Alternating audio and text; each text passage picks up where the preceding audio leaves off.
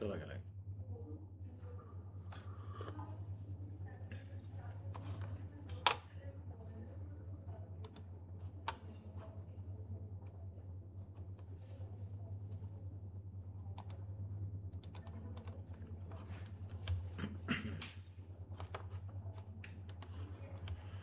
Hi everyone. Hi Dhanushri. Hey Manshi. Hey Priya. Can you hear me, guys? Manshi Puttar, can you hear me? Munshi इस बार ना मुझे result different चाहिए बेटा। कुछ भी हो जाए मेरे को रिजल्ट वाले दिन चेहरा उतरा नहीं नजर आना चाहिए मेरे बच्चे का, कम व्हाट में, है ना। तो हमने मेहनत करनी है बेटे। मैंने एक मॉक एग्जाम भेजा था, आप लोगों ने देखा? Priya, Dhanushree, Manshi, Rahul, did you guys have a look on it?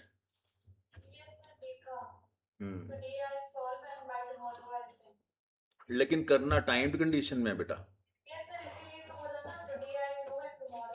ऐसे नहीं करना Dhanushri, that you know you are doing that at your own whims and fancy in terms of timing. No, you have to put a clock on your head and then do that. What say, Priya? भूलना नहीं है बेटा। Yeah. Can somebody put a message on the group for the people to join in?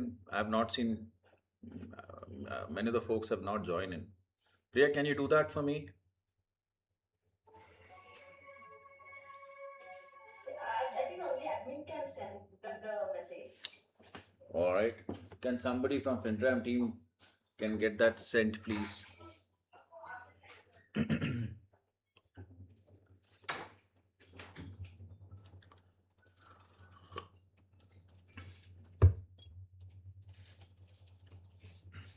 All right, guys. I think just in the interest of time, considering we are already 4:11, I don't want to waste anyone's time, considering exam is on our head. Let's move on, guys. I just want to kickstart the day two. Welcome, guys. Welcome to the Strategic Business Leader Grand Revision for the June 2026 attempt. Today we are at day two, my friend, and I'm sure by now many of you would have got the perspective as to how the leadership or a strategy level question is to be handled in the exam. Dhanushri, we covered, right? We covered the leadership, strategy, governance kind of questions yesterday in terms of, what exactly we need to do if we get to see something like that in the exam. कुछ भी हो जाए बच्चे, कुछ भी exam में नजर आएगा ही आएगा एक क्वेश्चन ऐसा जिसके अंदर हमें कुछ ना कुछ एनालिसिस करना ही होगा। हो सकता है बेटा वो फाइनेंशियल एनालिसिस हो सकता है बच्चे वो नॉन फाइनेंशियल एनालिसिस हो सकता है मुझे एक्सटर्नल एनालिसिस करना पड़े, इंटरनल एनालिसिस करना पड़े, हो सकता है बेटा मेरे को देखना पड़े कि मैं जो डिसीजन ले रहा हूँ इसके इफेक्ट क्या होने वाले हैं, इसके रिस्क क्या होने वाले हैं, अपसाइड क्या होने वाली है, डाउन साइड क्या होने वाली है, फाइनल मेरा कंक्लूजन क्या होने वाला है, जिसे हम वो सूटेबिलिटी, एक्सेप्टेबिलिटी और फिजिबिलिटी एनालिसिस के नाम से भी जानते हैं। बात समझ में आती है Priya madam? Very important guys that we really have a hang of it, because एक question in some shape of format exam में इस तरह का आता ही आता है। Is that clear, guys? Is that clear, guys? All right, moving on. Let's start off, my friend, with a quick recap in terms of what we have covered till date, in terms of what we really went into the detailing yesterday. Now, don't forget, guys, that we started off with the mistakes of the others. क्या सबसे अच्छा रहता है मंशी? सबसे अच्छा रहता है कि मैं कोई गलती करूँ ही ना बेटा। बट उससे भी अच्छा क्या होता है बच्चे? उससे अच्छा ये होता है कि मैं दूसरे की गलती से सीख जाऊं। और इस केस में मैंने क्या किया, मैंने ना सितंबर दिसंबर 2025 की एग्जामिनर रिपोर्ट निकाली और मैंने उससे सीखना शुरू किया कि मुझे क्या क्या गलतियां बच्चे करते आ रहे हैं जो गलतियां मुझे नहीं करनी है। We have gone into the details as to what the examiner report really says from the ACCA perspective, what exactly a student should be thinking about, what exactly you need to be aware of, that ये mistake हमें नहीं करनी है। Primarily अगर मैं बात करूं तो 5-6 ब्रॉड चीजें बताई जाती हैं, बार बार बताई जाती हैं जो हमें नहीं करनी है बच्चे। जैसे हमने कभी भी डुप्लीकेट पॉइंट्स नहीं लिखने हैं, इररिलेवेंट क्वेश्चंस या इररिलेवेंट पॉइंटर्स को नहीं लिखना है, हमने copy paste without any reason नहीं करना है, हमने क्वेश्चन को ढंग से पढ़ना है, एग्जैक्टली वो क्या पूछ रहा है और फिर हमने उसी को आंसर करना है। हमने इंश्योर कर लेना है कि अगर वो 2 पार्ट 3 पार्ट 4 पार्ट पूछ रहा है तो हम सारे आंसर करें, ऐसा नहीं है हम कोई पार्ट छोड़ दें।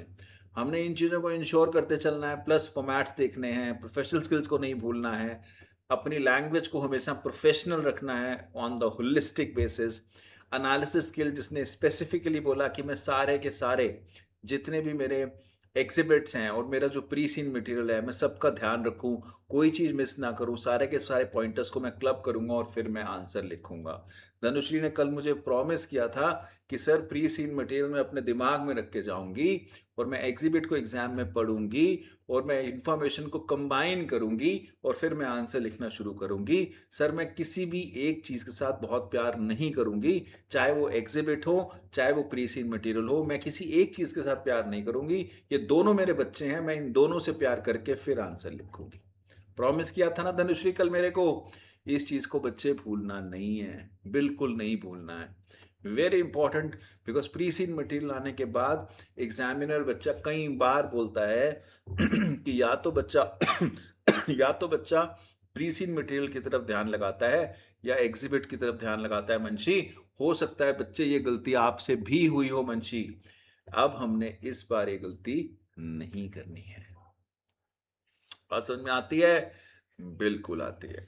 Then we started off with leadership and strategy related area. Now this was something, progress. this we started off with the leadership and the strategy area, and this was something which I'm sure Abhishek you would reckon the fact, जहाँ पे कहीं ना कहीं आपको struggle दिख रहा था बेटा कि मैं अगर मुझे स्ट्रैटेजी लेवल का क्वेश्चन आता है तो कहाँ पे मैं असेसमेंट करूँगा, कहाँ मैं स्ट्रेटेजिक पोजीशनिंग देखूंगा, कब मैं ओवरऑल एसएफ एनालिसिस करूंगा जो कि मेरा सूटेबिलिटी एक्सेप्टेबिलिटी और फिजिबिलिटी की बात है, मैं वो कहाँ करूंगा और फाइनल में डिसीजन कैसे लूंगा। हमने लीडरशिप और स्ट्रैटेजी एरिया में स्ट्रेटेजिक पोजीशनिंग को समझने की कोशिश करी, जिसमें मैंने देखा कि हाँ मेरी इंटरनल स्ट्रेंथ्स क्या है और मेरी एक्सटर्नल स्ट्रेंथ्स क्या है, मेरा इंटरनल एनवायरनमेंट क्या है और मेरा एक्सटर्नल एनवायरनमेंट क्या है। मैंने असेसमेंट की बात करी तो मैंने फाइनेंशियल असेसमेंट भी सीखा, मैंने नॉन फाइनेंशियल असेसमेंट भी सीखा।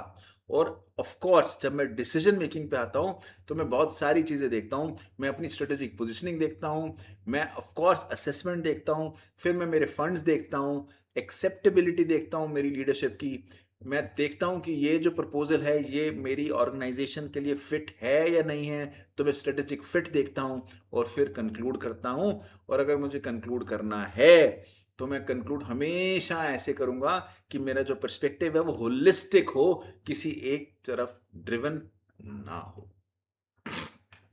बात समझ में आती है अभिषेक जी? मेरी बात क्लियर है?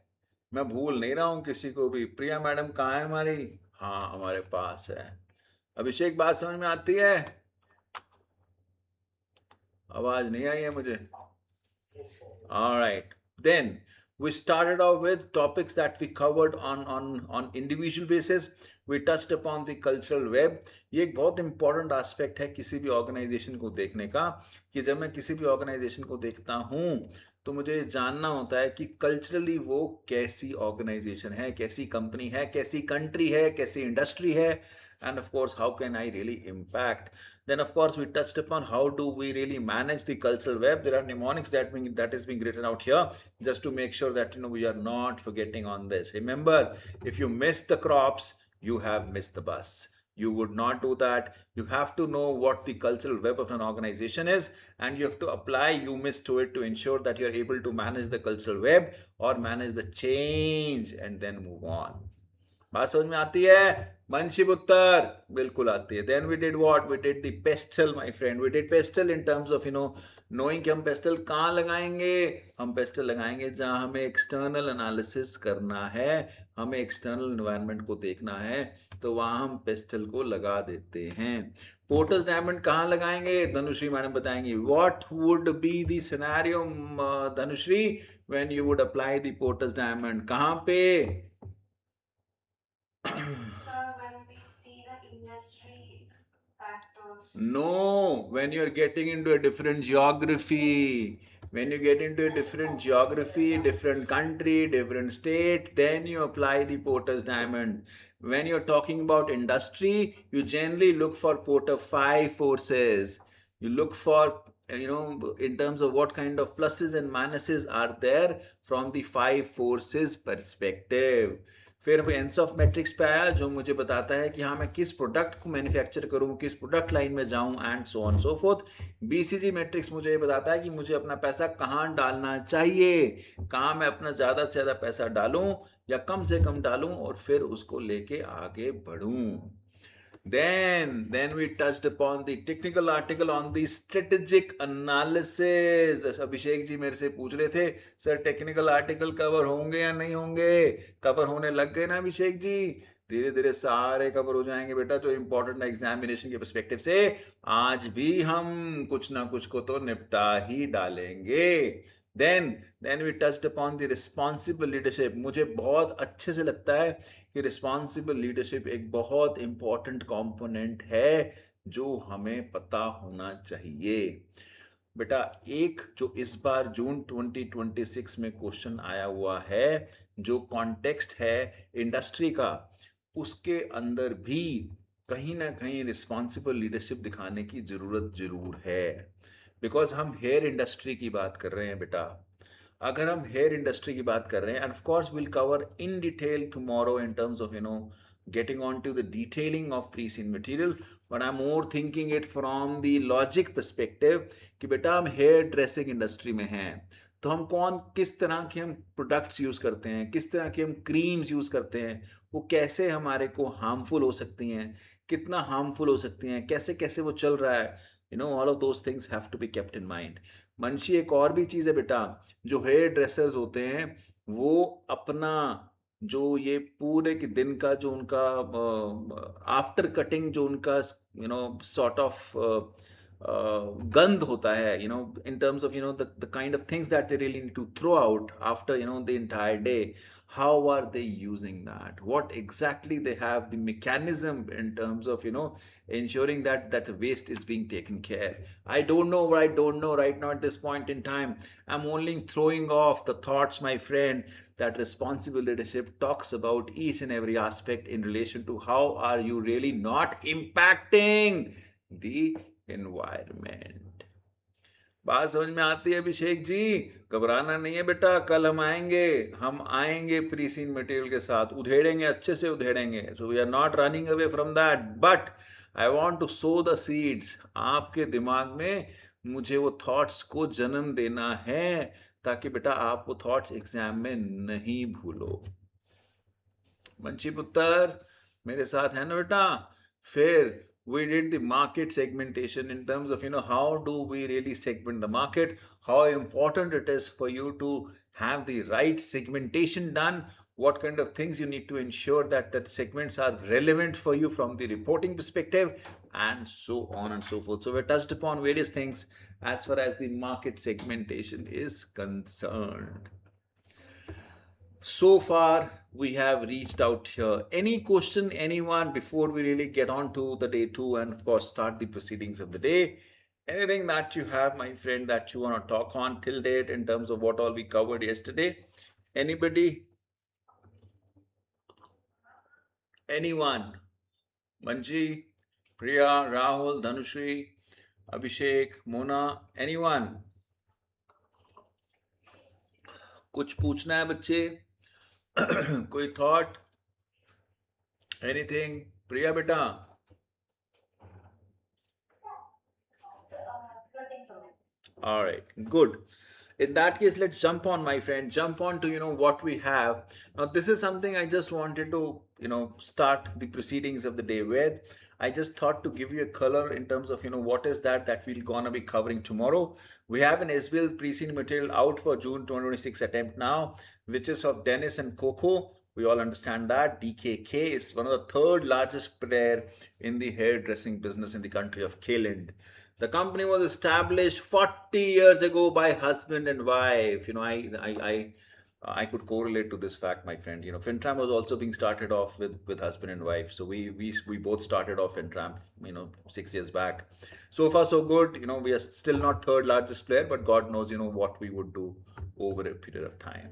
It provides premium level of service in terms of, what the level of service that the organization really provide. Business has 50 saloons, 390 hairdressers, and of course there were other figures that were being given. But I just wanted to have these things at the back of your mind, my friend. When you are revising the things, you should know that मैं इस business में हूँ, इतना पुराना है, इतनी premium level of service है, इतनी सारी चीज़ें हैं. हम इसके बारे में डिटेल में बात कल करेंगे ही करेंगे, हम जाएंगे ही डिटेल में. But but it is very important, guys, that we are not missing on to it.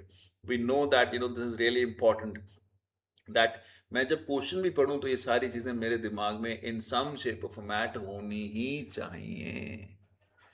Abhishek ji मेरे साथ हो? बात समझ में आती है? बिल्कुल आती है. आगे चलें. Yes sir. Moving on, my friend, to the day two in terms of what we really have in store from the day two standpoint. Remember, my friend, we are moving on to day two now, and we are going to touch upon various topics now from the standpoint of covering them as if, I would say, as if we have not gone through them before. So what we will be doing in this session is that we will be revising some of the aspects from the scratch, just to make sure that we really have the complete grasp of it. Now, when we do that, first thing first that I really want you to know is, and this is something I've really picked up, is it's more like, some of the examiner reports have said certain things, and I really wanted to pick that up and of course bring that up over here, just to make sure that you get a complete hang of that and a perspective towards it. All right, let's start off with the learnings that we have seen from the mistakes that have been done in past in the various examinations. What I have done is, and of course, the basis of this is the examiner reports, and again, I'm not saying one, the various examiner reports that I've observed that effectively leads me to these many pointers that you really need to know from the examination standpoint. And this is what I really want to talk on today, my friend, that these are the things that you should not be doing when you would appear in the exam in the coming week's time. What is really important and imperative is that whatsoever time you have, 1 week, 2 weeks, before you really sit for exam, you are knowing these mistakes, you are knowing that this is something that is happening with the various students, and I, being a proud FinTrammer, I would not be repeating this and I would not be doing this mistake. Now, we'll start off with the first one, my friend, wherein it says, knowledge is irrelevant unless it is applied to the requirement. I think we have said this nth number of times. I will only tell you that you don't have to quote any model over there in the exam. You only have to apply that to that relevant scenario in the exam. It is very important, imperative, my friend, that you should not miss on that you are applying the relevant knowledge onto the content there in the exam. You just not say that, this is not an exam wherein he'll ask you that, explain this as a concept. He'll give you a situation and you have to apply that concept onto it. If you're not applying that, you're gonna be losing marks. And for that, you always have to step into the shoe of the role that is being given to you, become a part of that industry, that company, and then see what is really happening. Apply the concept that you have in your mind, model that you have in your mind onto that scenario, and then answer that. Very important. Do not miss that. Do not miss on that. All right. Now, coming on to the next one. When you are reading the exhibit, you should always have requirements in your mind. Many times. Now, this is again something to do with the reading habits that you really need to have. Very important, guys, that we do not miss on that. That when we are reading the question, our intention should be that we should read the question in one, as in one time or in once. We are not going to be repeating the question or rereading it and wasting the time. If we would have requirements in our mind while reading the exhibits, and I'm sure you would have seen that when we have practiced the question marathon, we have categorically included, have inculcated this as a practice, because then we always have requirement in our mind and then start reading the question. When we start reading the question and have requirement in our mind, we know that, this exhibit relates to point number 1. This exhibit relates to 2 requirements, requirement number 1, requirement number 2. This exhibit relates to almost, requirement number 1, 2, 3, 4, and so on and so forth. So effectively, if you know the requirement, and then you read the exhibit and have that at the back of your mind, at least you are able to highlight that, from which exhibit you need to gather the information to answer a particular requirement. Very important, guys, do not miss on that. It is very, very, very important that you have the requirement in your mind while reading the exhibit. And of course, we have practiced that a lot in the marathon. Do not miss on that. Revise those sessions again. Revise those questions again. I'm sure, that would give you an edge. But I really want to highlight this so that you're not missing on to it. All right, then model may not be best structure for your answer. I think it is in way, in some way or the other, it is meaning the same thing, that, you should not just apply the model. You should always think about that, is what is really relevant to the scenario, and then writing that without naming the model. For example, we know that, we have to apply Porter's diamond, but I don't have to quote Porter's diamond. I have to see what all components are available from Porter's diamond in that question, and then start writing that. So that, at least I'm able to give that perspective to the examiner that I have Porter's diamond in my mind. But when I'm writing it, I'm writing more as a strategic business leader without mentioning any model, but inculcating the boundaries of that model and applying that onto the scenario and taking all the relevant pointers, whatever is available. Some of the pointers of Porter's diamond may not be available, but that is absolutely fine. That is absolutely fine. But whatever is available, you should be able to capture it and move on. Do not really forget that. All right. Then remember the recipient. Now, this is something we have categorically spoken like a broken record in any and every concept, comprehensive, past exam, and even exam standard question, that whatsoever you may do in the exam, you have to know who you are really writing to. If you're writing to a CFO, your tone would be different. If you're writing in the press, your tone will be different. If you're writing to your junior, your tone will be different. If you're writing to the CEO, to the board, your tone will be different. Understanding your audience is gonna be the key. Understanding your audience is gonna be the key. Understanding your audience is gonna be the key. Sir, you have repeated this 3 times, sir. I can tell you, my friend, I should be repeating this 300 times. 300 times if you want to, if I can make you do good in the exam. This is very important, guys, that you should understand which role is being given to you and who you are really responding. That would really make sure that, what you're writing is really making sense to the guy, because you would ensure that, if I know that, I'm responding to my dad, my tone will be different. If I know that I'm responding to a friend, my tone will be different. It is the same, right? If you know that you're responding to your CFO, your tone will be different. If you know that you're responding to a junior, your tone will be different. No, not that I'm saying that, you'll be rude, but you'll be more candid. If you know who your recipient are, you would know what do they really know, as in what is their current status of information. So if you would not be explaining the business to your CFO, right? Because CFO already understand that. But if you're, writing something, let's say to an external party, then you may have to explain the business too. So those ways, that is what you really need to know, that understanding your recipient is going to be the key. Once you know them, it becomes a hell lot easier for you to really frame your answer in the right way, and examiner really looks forward to that. All right. Avoid long paragraph. Now, examiner report itself specifically says this. Do not forget that, my friend. This is not an exam wherein, we should write it in one long paragraph.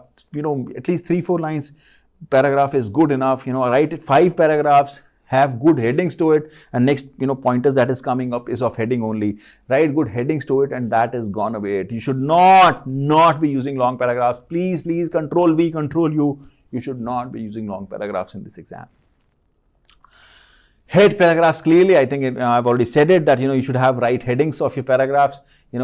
Having a right heading really makes an examiner feel that you're really professional in terms of what you're really saying, what you're really demonstrating, and if you can really demonstrate that to the examiner, then nothing like it, because that is what examiner actually is looking forward to. All right. Say why as well as what. It is more to do with the fact that whatever information you are including, whatever information you're including in the answer, you should have a reason that this information is relevant from the standpoint of answering the requirement. It is more to do with the fact that you should not offload the information or have the information in the answer which is not relevant. In order to make it relevant, you should always think that what I'm including has a reason, and that is the reason it is here, and you should have that for sure when you're writing it to ensure that you're not going haywire. Is that clear? Yes, sir.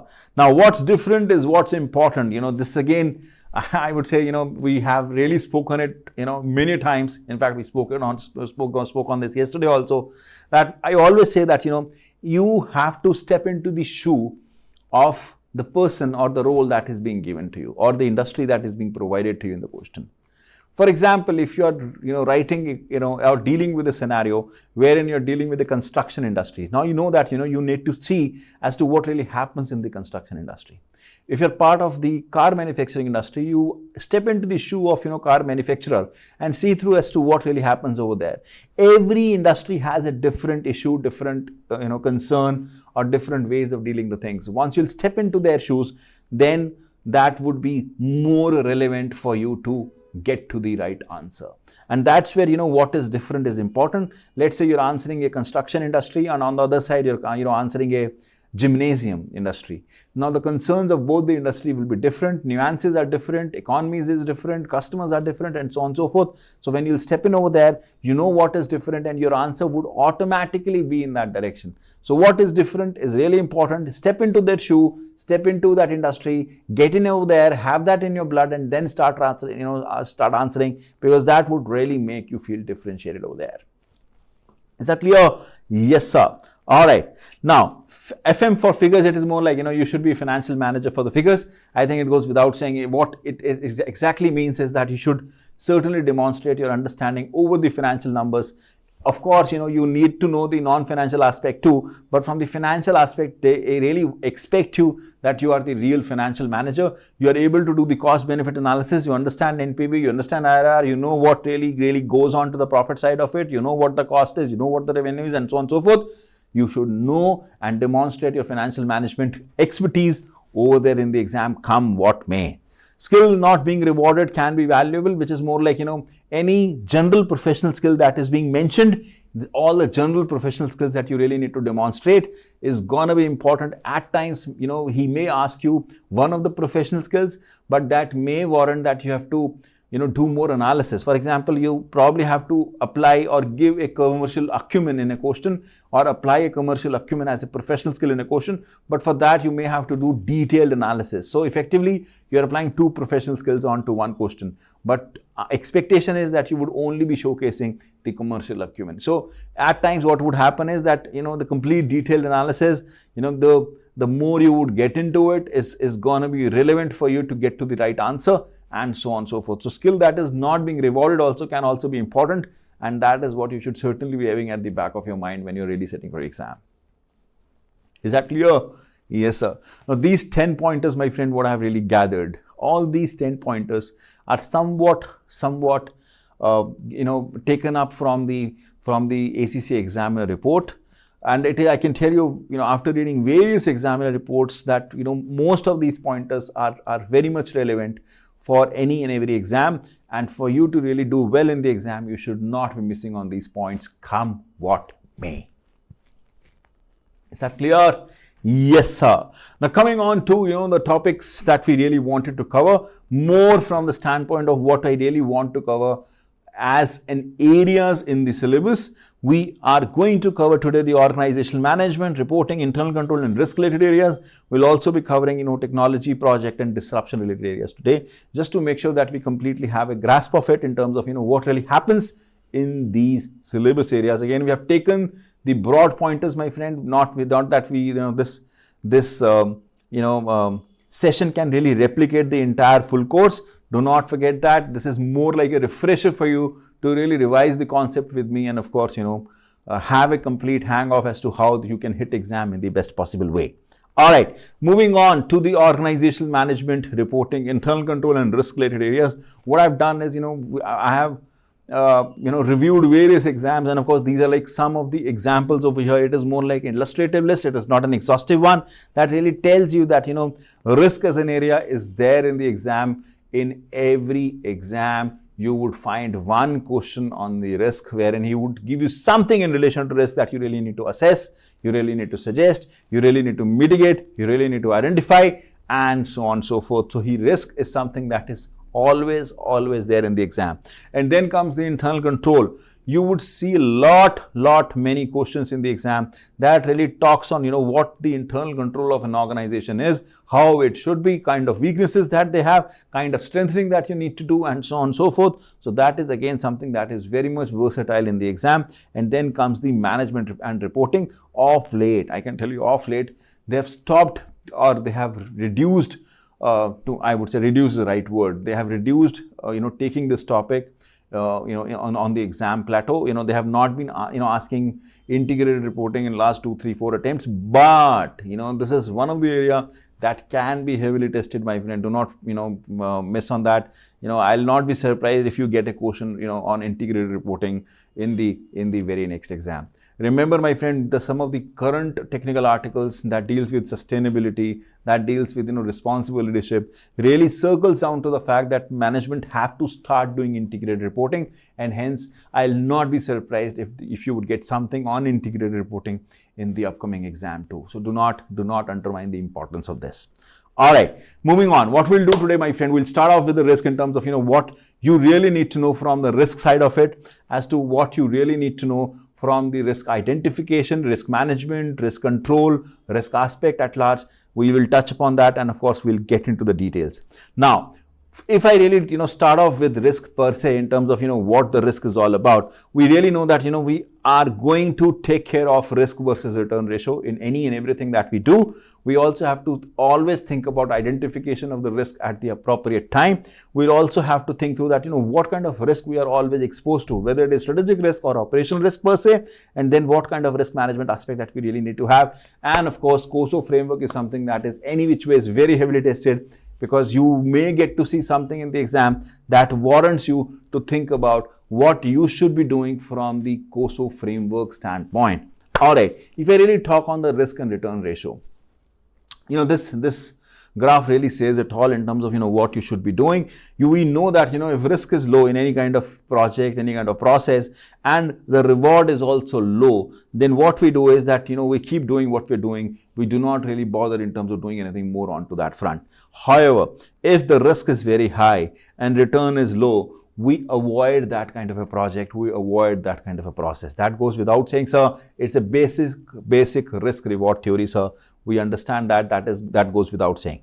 Then, if there's a case wherein risk is very low but return is very high, I would just love to go there. That is the ideal situation to be in. I would love to be part of that, and that is what it is gonna be. And then when the risk is high and of course return is also high, think about you getting into a particular geography wherein X amount of people are there and they do not have X, a Y product, and you're there to launch a Y product. The demand is going to be very high. The risk is going to be very high because it's a new company, new country, and so on and so forth. You are going to do that, but that is going to be your strategic decision. You have to examine that very carefully. You may do the Porter's diamond, you may do the pestle analysis, you may do your own self-strategic positioning, and so on and so forth before making that kind of a decision. Isn't that very basic? Yes, sir. Isn't that what we always do? Yes, sir. All right, moving on. Let's identify the risk now. We know that for the purpose of identification of risk, what we really need to do is we have to think about the strategic risk and the operational risk. And the next slide really talks on as to what the strategic risks are and what the operational risks are. We'll get on to that in a while. But what is really important is that we are really thinking of now from the identification standpoint. And the first step is that what should we do? Strategic or operational? We'll get on to that in a while. And then how one would do it. You have to do the strength and weakness analysis of yourself, the SWOT analysis of yourself. We have to do the pestle analysis, and of course your internal and external environment is going to be of real important, because you would be doing your internal assessment also from the strategic positioning standpoint. Once you have done that, then it is really imperative that you should really have that at the back of your mind, that who is responsible for the risk management in the organization, and that is nothing but the directors and the senior leadership. We'll come upon in a while when we'll talk on the internal control as to who is responsible for internal control, but you should really know that from the risk standpoint, directors are really responsible for it. If you get to see a situation in the exam wherein directors are not doing what they're supposed to do, you should be able to highlight that. Now, when you are going to identify risk, what all you really need to do, I have noted down few of the things over here, and you should take that at the back of your mind to make sure that you're not missing on these small things in the exam, to showcase your knowledge that you completely understand the risk identification as a process. Now, what all those things are, you may have to do inspection, inquiries, checklist, brainstorming, external event, internal event testing, trends, root cause analysis, escalations that have been happening in the organization, benchmarking, what has happened, checklist, leading event indicators, any kind of indicators that you may get to see that is leading to a situation wherein you know that organization is exposed to risk, and so on and so forth. All of those things are the common modes of assessing and identifying the risk. Never forget that, my friend. Very important that we're not missing on these small things. Coming on to the strategic versus operational risk. Now, we know there are two kinds of risks that really exist in the organization. That can be operational one, which is more to do with the internal processes, and then strategic risk, which is more to do with your overall strategic positioning in a firm. If I really have to give an example of both, and I can tell you, you may get to expose onto both the sides in the exam, wherein he may throw a question onto yourself in relation to operational risk, or he may throw something onto yourself in relation to the strategic risk.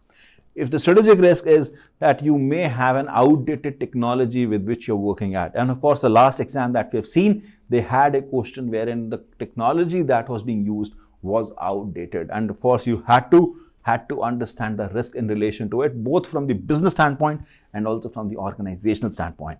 The declining, try to somewhat try to always think that all of these concerns or all of this risk from the strategic standpoint can lead to reputational concerns, can lead to financial risk, which ultimately end up in a situation wherein you may have to close out the business. Hence, strategic risk is very important because they affect the whole organization. It is being really, I would say, very important. It will be very important for the senior management to really have a close watch on the strategic risks and ensure that you're not missing on to that, and they should always ensure that they're not affecting the business come what may. On the operational risk standpoint, if I really differentiate that, it is more of the internal processes, the small things that you really do, and it really impact that particular process or segment. And what is really important is that your internal management is having a control check on that, which is more to do with the fact that they're able to control the routine errors, the routine of frauds, or any kind of non-compliances that is happening in the organization, so as to ensure that they're not missing out onto it. Very important, my friend, to really know that, because many of the past exam questions have a question on the risk wherein you have to identify what kind of risks are there, and for that you probably have to think through what is the strategic risk, what is the operational risk. You may also have to identify, and I can tell you there was one exam, and I keep citing out that exam, with various, and talk on to that exam with various students, wherein in the examination itself he has given you the risks, and he has pointed out that this is high risk, this is medium risk, this is low risk, and so on and so forth. And then he wants you to write the mitigating factors onto that. Now, examiner is very smart. He's effectively assessing you that when he has written something like high, or something like medium, or something like low, are you able to understand that if the risk would be high, you have to think about the right mitigating factors or more mitigating factors. When the risk is low, then you may not have to spend that much amount of time over there. One or two mitigating factors would be good enough there.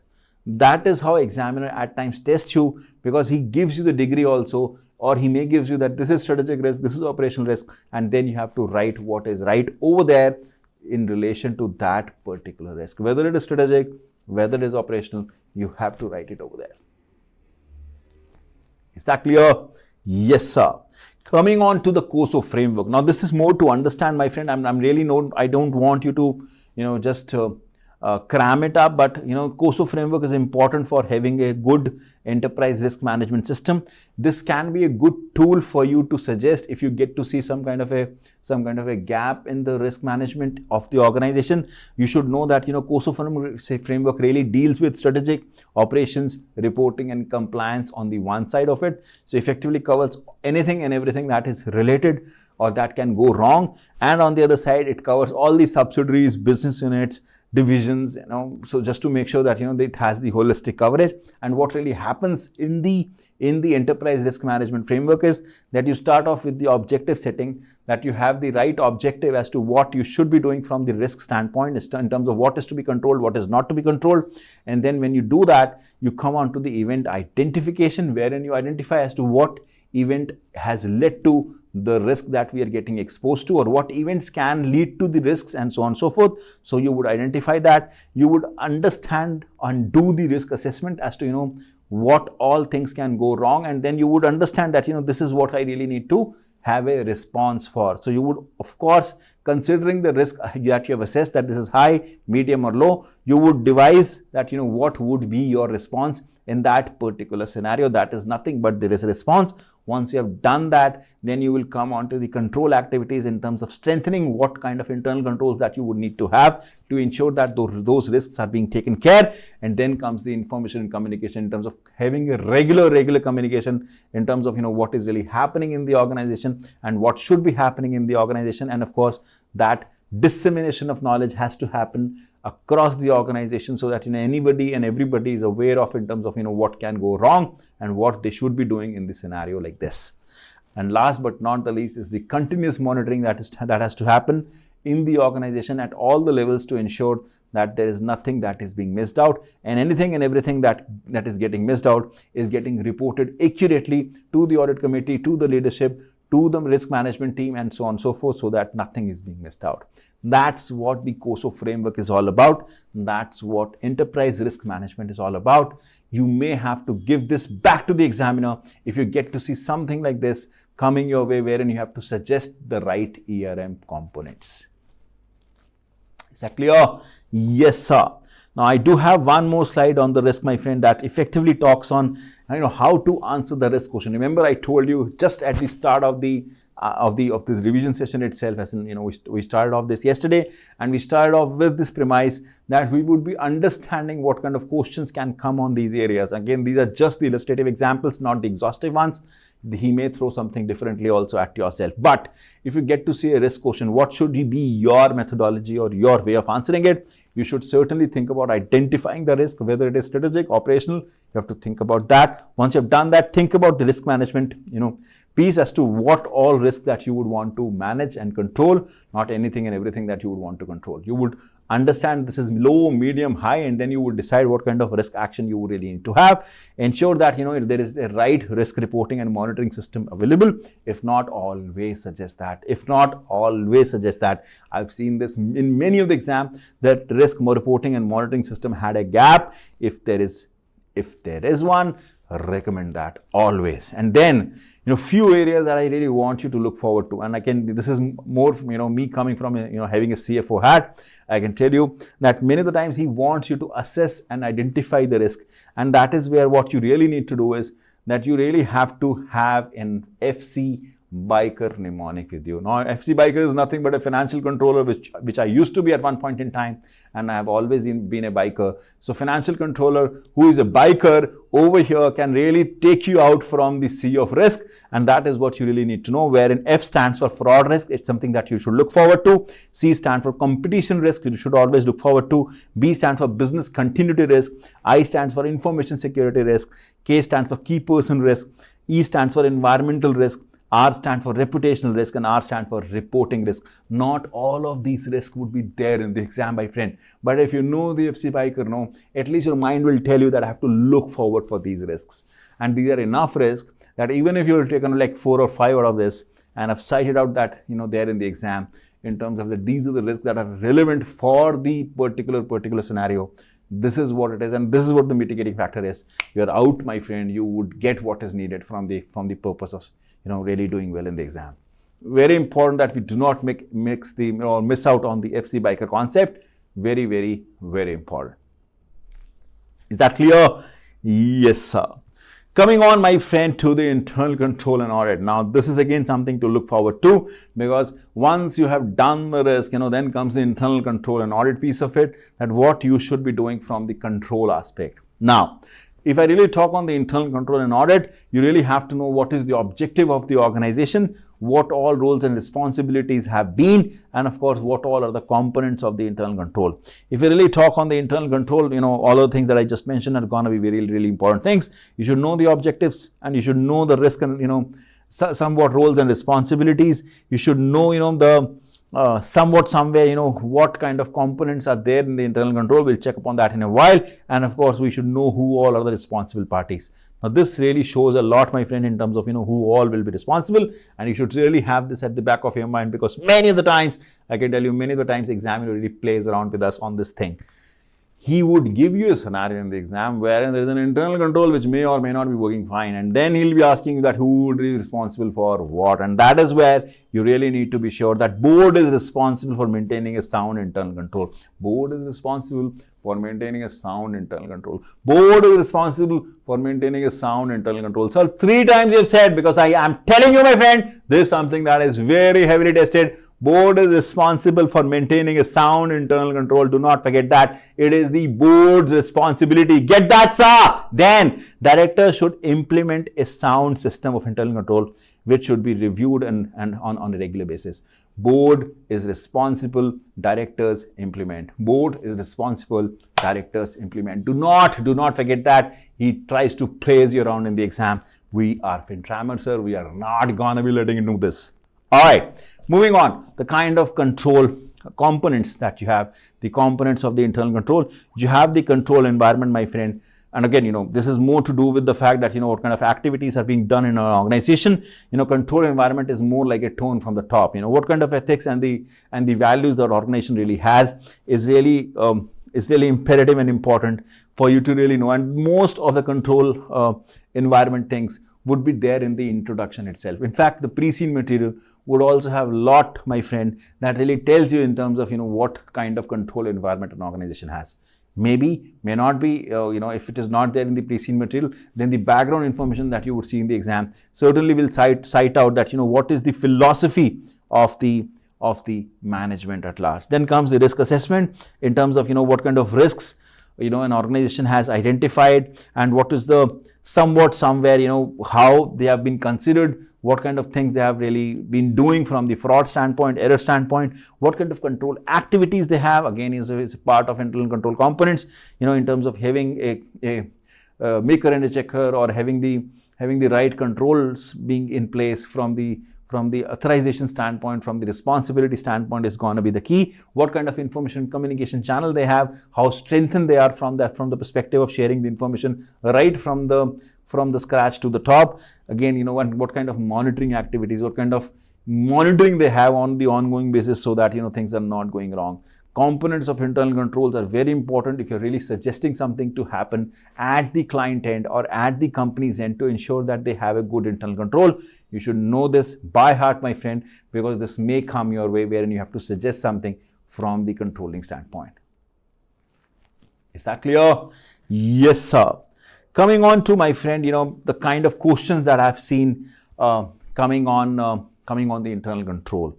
If you get to see an internal control in the issue in an exam, always think of what is the exact weakness in the internal control. Now, when you do that, you should always think of the industry you're part of. And many times, a change of industry can really change the risk that you may have, or the change of internal controls that you really need to have. For example, if I'm thinking about an airline industry, the risks will be different and controls would be different. If I'm thinking of an FMCG store, then the risk would be different, controls would be different. If I'm thinking of, let's say, a cloud computing company, the risk would be different, the controls would be different. If I'm talking about, let's say, a fitness gym, the risk would be different and controls would be different. So what you're thinking of, while the internal control components and everything remains to be the same, but whenever you're thinking about the risk, always think of in relation to that particular case that is being given to you, because that would help you take the right course of action. And that would help you knowing the exact weakness, because weakness in one may not be a weakness in the other. For example, just taking an example, the store having that theft systems wherein you cannot take anything out, and if you take anything out, there would be an alarm that will be raised. That can be good internal control, but that cannot be a good internal control for an airline industry, because in airline industry there is nothing to be picked up, at least from the plane standpoint. So the control itself would change, because that is where the risk would be different, the control would be different, and so on and so forth. So whenever you're thinking about the control, thinking about the risk, think in relation to that particular company, that particular industry, and then think of what can go wrong, and mention that things, if it is being asked that you should be mentioning that kind of weaknesses that you observed in internal control, think of what can go wrong and start mentioning that in small paras. Think about repercussions and consequences, in terms of how large it can be, and think about that and then answer that. Think about who would that impact to, so there will be an impact on client, there will be an impact on government, there will be an impact of shareholders, there will be an impact of people at large, and so on and so forth. Think about the impact, because impact will tell you that how big the problem is, how big that control lapse is, and then you would suggest appropriately that considering this it is that big, this is what I should be doing in that kind of a scenario. And then considering that, provide your recommendation considering all of these areas, and then close out the answer. And when you're doing that, do not forget that you need to be respectful, my friend, in anything and everything that you write. You have to be professional in your approach. You cannot be unprofessional, come what may. Many of the times, I can tell you, many of the times what I've seen is that in the exams, you would see a question wherein directors or board of directors or board or CEO, they're doing everything wrong for whatsoever reason. They're doing something which is wrong, which is not acceptable, and they ask you to really comment on that. When you comment on that, you comment in a way that this is all bullshit, this is all crap, This is not something that you should be doing. This is not something that you should be doing, because it is very important that we are real professional over there. You cannot be curt, you cannot be that much upfront, you cannot be that rude. You have to tell anything and everything very professionally, not missing out on the general professionalism skill. Do not forget that. You can always be critical without criticizing. You should say things in a polite manner, in the best way possible. Is that clear? Yes, sir. Moving on to the third very important component of what we really wanted to do today, which is organizational management and reporting. Remember, my friend, he would certainly give you something, he may give you something on the organizational management issue, wherein the director's composition, the committee's composition may not be right, and that is where you really need to know the non-executive directors, the importance of them, the Mendelow's framework in terms of understanding your stakeholders, the integrated reporting, and the 6 types of capital that are really part of that integrated reporting. The more you would understand that, the better it is for you. Coming on, guys, we'll start off with the non-executive directors. Do not forget, they are the independent directors. Do not forget that. I keep saying that like a broken record. Independent directors are going to be must for any and every organization. Do not really forget on that. It is very imperative and very important. All right. If I really circle down, my friend, in terms of what we really have in store today from the independent director standpoint, we should know that there is a need to have a balanced board wherein the executive and non-executive directors are of significant size, and we should not forget that a role of a non-executive director is to have a strong play on the strategy, performance, risk, and the people side of it, so that the overall organization is taken care. If I really have to tell you the some of the important pointers for the non-executive directors, do not forget that non-executive directors should not be an employee within the last 5 years. Do not really forget that. Non-executive directors should not have been a shareholder or an auditor or a supplier or a significant customer. Do not forget that. They should not have a family member in a senior position at the company. Do not miss on to it. Any NED who has been on the board for more than 9 years assumed to be no longer independent. That is again something that should be having at the back of your mind. NED is only remunerated with a fee for the director's duty. No profit share or no share options is being given to him. They cannot have the cross directorship wherein an executive director of one company operate as a non-executive directors in the other company, and vice versa. Identical reciprocal arrangement is also happening. It is not possible. You cannot do that. Hence, directors are non-executives in each other companies. That is what you really need to have to ensure that you're not missing out on these small elements that may get to be seen in the exam. Do not forget on that. What is really important is that you should know that this is what NED can do and this is what NED cannot do, so that you're not missing on the basics of it. Is that clear? Yes, sir. Coming on to the stakeholder side of it, many times when it comes to the committees, comes to the directors, one of the important element that really circles down or really boils down is that they really want you to understand that who your stakeholders are, or do you know that your stakeholders are these many, and if there are these many, what kind of approach that you should be having towards managing them. Remember when we have done Menlo framework in the class, we have done that with the help of various examples citing out what you should do in a particular scenario. If I really want to quickly revise that, on the one scale we have the interest, as in the interest being high or low, and then the power being high or low of your stakeholder. If the interest is low and power is also low, you should monitor or live with them on the ongoing basis. You should not be investing as an organization onto them as much as that you would need to do onto the others. But if the interest of a stakeholder is very high in you, but power in terms of really changing anything for you, or really troubling you, or really bothering you is not that high, then you should ensure that you're keeping them informed in whatsoever manner possible. But if the interest is also very high and interest is not that high in terms of they having interest in you, but the power is very high, then you should always keep them satisfied. And on the other side, if interest is also very high and power is also very high, you should manage them very closely. While I'm telling you this more from the standpoint of a model, but many times in the exam they will not give you a model onto this. What they will give you is that they will effectively tell you that these are your stakeholders. Now this is again part of responsible leadership also, that you should be understanding your stakeholders at large, and then ensuring that all of their interests are being taken care, including the environment, including the the social cause issues that you're being observing as a leader of an organization. Now if you know that who all are your direct and indirect stakeholders, you can really take the right step in the right direction for them to ensure that they're not being missed out come what may. And that is what the expectation is. Menlo framework really tells you that you should be having a differential approach basis your stakeholders, direct or indirect, considering who can do what, both from the interest and power standpoint. Let's say government who has a very high power, and of course may or may not be having that much of an interest in you, you always have to keep them satisfied or have to manage them very closely, as the case may be. Imperative, my friend, that we are not missing on these important pointers.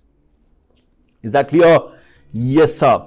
Coming on to the integrated reporting. Now, you should not be forgetting, my friend, that all of this that we're talking on responsible leadership side of it, or from the side of ensuring that anything and everything that we do is duly taken care from the standpoint of that we are not harming the environment and so on and so forth. The organizations are now supposed to do integrated reporting, in terms of they're not only reporting the profit of an organization, but they are doing more detailed reporting covering the 6 important capitals that they really deal with. One is the financial capital, which they always report in terms of how well they have done in terms of the resources that have been provided to them. They should also be talking on the manufactured capital, which is man-made material good or fixed asset, which contribute to the production process rather than being the output itself. Examples are building, equipment and infrastructure. They should also be talking on kind of manufactured capital that they're deployed and the kind of things that they're doing in relation to it. Intellectual capital is something which is very unique to any and every organization. The organization should now also report on things that they're doing for the intellectual capital. The key element of any organization is to ensure or have the future earning potential, with a close link between investment in R&D, innovation, human resource, and the external relationship, as these can determine the organizational competitive advantage. And that is the reason organizations now have to report on the intellectual capital also. Human capital consists of knowledge, skills, and experiences, and companies, employees, and managers as they're relevant for doing and of course improving and having the operational excellence on the ongoing basis. You also have to report on your human capital now. And then social and relationship capital, again very important, my friend. The more we are getting into the human side of it, social and relationships are going to be playing a key role. Having a good relationship within the organization and a kind of relationships that you would have with your internal and external stakeholders is something that you now have to report on. God knows how do these guys would report onto this. I'm again, while I've seen various reportings happening onto it, the measurement factors or the control factors or the way they would be doing all of this is something, which will be evolving and of course improving over a period of time. Of course, some best practices will get into, but you should certainly know that this is the heading, this is the direction wherein we are getting now, wherein we're talking on in terms of not only the financial capital but also the other capital pieces. The natural capital is again one wherein you have to comment on the stock of natural resources or environmental asset that which provide a flow of useful goods or services now, and how are you impacting from the futuristic standpoint, and how would that be in the future per se. Now, some of the key benefits, my friend, that you have for the integrated reporting, I think it certainly helps in enhanced system and accountability, strong decision making, better reputation, but more harmonization that you have, because in addition to the financial reporting, you're also doing the integrated reporting, which effectively makes the stakeholder feel that I can take a more sound decision now, and of course it helps in having a better relationship and of course the communication to the board, to the people at large in the entirety. Many times he may throw something at you on the integrated reporting, but if you are lucky and you get to see something, my friend, you may have to think about these 6 social capital or 6 capitals that we just mentioned, and the benefit of integrated reporting come what may. I do want to highlight, my friend, one of the important aspect that I have seen in the exam, especially in the board or the director area, wherein I've seen that many a times there is an issue that is there in the board, and you would get to see that when you read the background and of course some of the exhibits or some of the comments that you would see in the exam, that there is a situation wherein there are issues with the board, and whether the board is not having the right NEDs or the overall structure of the board is not right. You should always think this way, the way it is being managed. Think of that, what is the hiring process of the board, what all have been the legacy issues in the board, any kind of meeting issues that you have observed, do you have a quorum or not, do you have people participating in the in the meeting or not, do you have decision related issues or not in the board, wherein some of the decisions are only taken by 1 or 2 people. Do we have a domination there? Think about that. Always look for non-executive directors in terms of what do they say, and do you have a right NED mix? Do you have right NEDs? Do they have right background? Check for the information flow to the board, that right, there should be right information and communication channel. Think about that the composition of committees who are heading this is right, and it is not biased. Think about the responsibilities of committee and how they're managing it. If you see gap in this, then you should be able to highlight that and mention that. I'm only giving you some key pointers, my friend, in terms of what I have observed over past so many years in terms of the questions that I've seen, that these are the areas, if you would have at the back of your mind, answering the question would have been a hell lot easy for you. Is that clear? Yes, sir. Moving on, my friend, I am stepping on to one of the technical articles now. You are going to cover another technical article today with me, which is on the cyber security. Now, do not forget, my friend, that we are living in an age wherein most of our work or most of our issues are being managed by the systems, by the technology. And that is one of the reasons, my friend, the cyber security or the issues in relation to cyber security is reaching to the peak now. And you being the strategic business leader of an organization, the need of the hour is that you're not forgetting on the issues that may be observed in case you are into the business.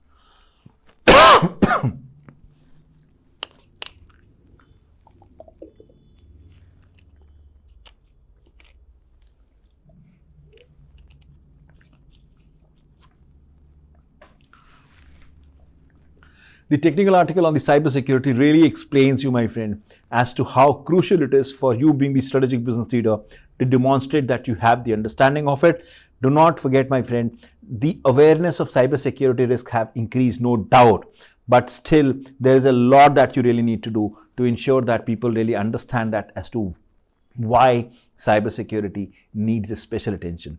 Do not forget that there is a huge value in the data, because data has increased to a tremendous amount in last many years, considering that now the data is not only the organizational data but also the personal data, which has huge vulnerability, and hence any loss that happens on the data point can lead to a huge loss for a company and may ultimately lead on to a scenario wherein company has to close down their business. Do not forget that storing and sharing the data on the cloud technologies or the cloud can also be a big time concern, and that is one of the reasons you have to be aware of what the cybersecurity risk is all about. You have to be aware in terms of what kind of software bugs you may have to ensure that cybersecurity risks are being taken care. Now, how can you promote the cybersecurity? Now, you may get to see a situation, my friend, in the exam wherein you are being exposed to some kind of a cybersecurity risk. If that is the case, then you should be having this at the back of your mind as to what you should be doing in that kind of a scenario to ensure that you are able to plug the gap and tell the examiner that you really understand that. You should know that you have a management that is very serious about the cybersecurity as a concern. You should have the right level of network security. You should always have good amount of communication happening within your organization to ensure that there is an awareness, there is an education being flown down. You should always have a malware protection or prevention, because it will help you. It's more like having a system in place to ensure that they're fully updated and there is a software that is available to ensure that no one is getting on or getting into your system. You should certainly, be more vigilant, more exceptional in terms of using the removable medium devices to ensure that none of the virus or none of the security concerns really gets onto your system. You should always have a secure configuration. Again, this is more technical, but secure configuration really helps you that none of the people in the market can get onto or get into your system. You should be having user privileges, which is more like user-based restrictions onto your systems. You should always have incident being reported. So incident responses, any cybersecurity attacks, if it is possible, you should be able to control it. And of course, there should be a regular monitoring. It is all the more important that the systems are being duly taken care from the controlling standpoint on the ongoing basis, and there is a regular monitoring happening onto it. And considering we have seen a scenario wherein during the COVID times most of us were at home and working from home. We have seen a scenario wherein if we have to work from home, there is a big dilution of the controls that happened at that point in time. So effective controls in the field includes use of virtual private networks, so-called VPNs. So if somebody is logging through only VPNs, then it is more secure. So that can again be one of the aspects that you may want to mention to ensure that people understands that. There are certain things that ACCA recommends an action for a CFO to be taken, and if you get to see something like this in the exam, my friend, you should know that these are the actions that you may have to recommend to a leader, to a leadership, to ensure that they are able to take care. Redefine the risk and the resilience. It's more like we know that the criminals or the cyber attackers, criminals are really smart, and they would be like a step ahead in terms of what they can do. So they recommend that there should be a zero trust model where all the users and the systems are systematically verified, and they ensure that there is a reasonable amount of protection and nothing is being missed on. They should also focus on some of the recovery plans. They should certainly have the plan B. They should also have the audit, my friend, of the supply chain system at large. And the detailed audit would certainly happen, and on an ongoing basis would be very helpful. And they should always invest on cyber insurance. Now, cyber insurance is a new term, my friend, that is really getting on, but there are many insurance agencies which are insuring now the cyber attacks. So if there is something like that really comes your way, you being the CFO of an organization, you have to take that cyber insurance. I can tell you in the companies I've worked for, I have myself taken the cyber insurance, for one of the corporates, because we were very much prone to those issues, and we have to take it, considering that there was a huge customer database that we were dealing with, and we have to protect that come what may. Is that clear? Yes, sir. Another technical article, my friend, I have for you is one of the recent one that really talks on the environmental and sustainability issues. I can tell you the half of this, or to an extent, we've already covered when we have done the responsible leadership, because responsible leadership also somewhere is part of it, wherein what it is really mentioning is that you should be thinking very systematically and ethically on the issues in relation to the environment and sustainability, and you being the strategic business leader of an organization should have a huge command over anything and everything that you do in the organization, to have the complete command over the things that can go wrong. Now, the risks that you have is you may have business risks, considering that many of your strategy become obsolete in case you're not really concentrating on it. You may have a regulatory risk, my friend. If you're not thinking about sustainability, if you're not thinking about the organization at large, environmental at large, there is a huge risk, my friend, from the standpoint of regulation, because ISO 14000 is really causing issues now, and you should be aware of it, that you have to ensure that you're really protecting the environment in the best possible way. There are various examples, my friend, we have covered in the sessions, wherein we have really talked upon as to how important it is to have a command over the environment, and how damaging it can be if you're not really concentrating on that. Then you have the reputational risk if you really not think about it. You also have the operational risk, do not forget that. And of course you have the financial risk, my friend, if you are doing something which is not something acceptable to the regulator or to the people at large. You're certainly exposing yourself to the financial risk, and of course to the organizational risk in case the organization has to get closed down. Because of this, it is a huge concern. Is that clear? Yes, sir.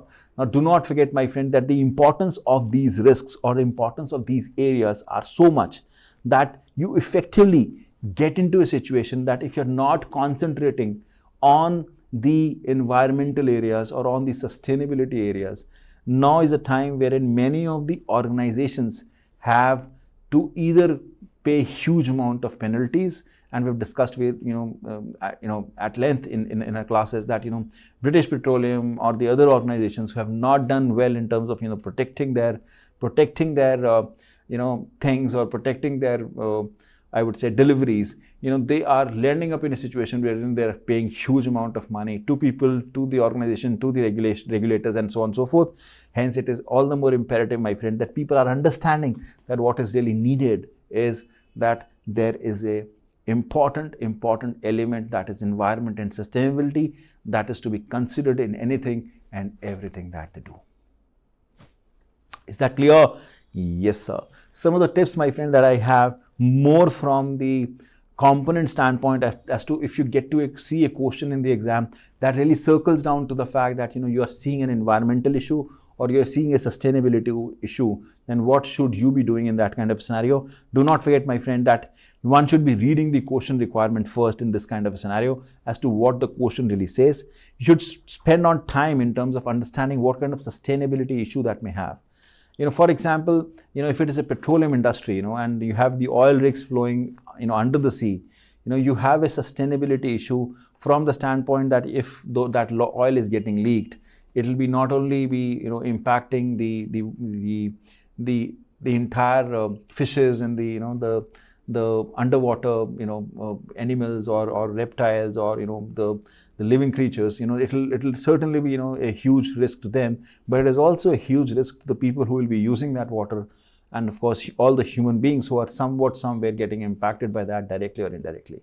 So it is important, my friend, that all of those direct or the indirect stakeholders are being seen from the sustainability issue standpoint, because if something like this happens, it certainly creates a big kind of a question mark onto myself for being existent as a business.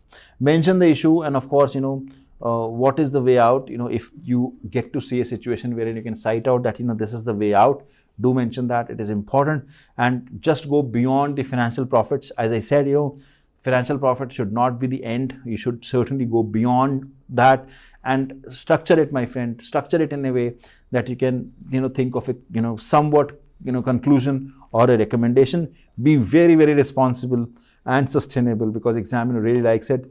I would now say, what I've seen over a period of time is that in case you can mention something on sustainability and environment any which ways in the exam, to really cite out, even if it is not a part of question, but you're able to demonstrate to the examiner, and of course you have to find out the right place to really write it. But if you're able to write that this is imperative and this is important, guys, that organization at large should be thinking about environment or thinking about sustainability, examiner will anyway like it. So even if a general comment like that can be very important, because nowadays examiner really gets very serious whenever anything in relation to environment or sustainability gets into the picture. Is that clear? Yes, sir. Moving on, guys, I have another technical article which is blockchain, and I'm just quickly trying to give you a perspective around all of this, just to make sure that if you get to see something in the exam, you have a complete hang of it and you're not missing out on that. There is a blockchain technical article that is being given, which is more to do with the fact that there are some latest issues that are there in the corporate world, and some of the data systems or the systems are hacked or not visible during causing the reputational issues, and of course blockchain is now a recommended solution for them. So you may get to see a situation in the exam, my friend, wherein there is something like this happening and there is an argument of blockchain that is being discussed or that is being proposed. So knowing what the blockchain is, knowing what the benefits are, knowing what kind of recommendation that it would be, if it would be having for you, can be a big time thing. Do not forget there are some key features of blockchain technology, and that is that in blockchain I would say that blockchain is more of a concept that you really need to unveil in terms of getting onto the details. But one thing that I can tell you from the blockchain standpoint is that in a blockchain, none of the one person in the system can really change anything and everything. Because there is a dependency on various people, various system hurdles are there to ensure that data sanity is being protected, and that is one of the reasons that the entire database will never go for a toss, because every data is a different block and they are being arranged in a way that one block cannot be changed without the other, and so on and so forth. There is a single source ledger that is available in a blockchain. There is a consensus that is needed for a transaction to be valid, and all the participants really agree onto that. Many of the property documents, I can tell you, are moving onto the blockchain technology now, in addition to the insurance documents.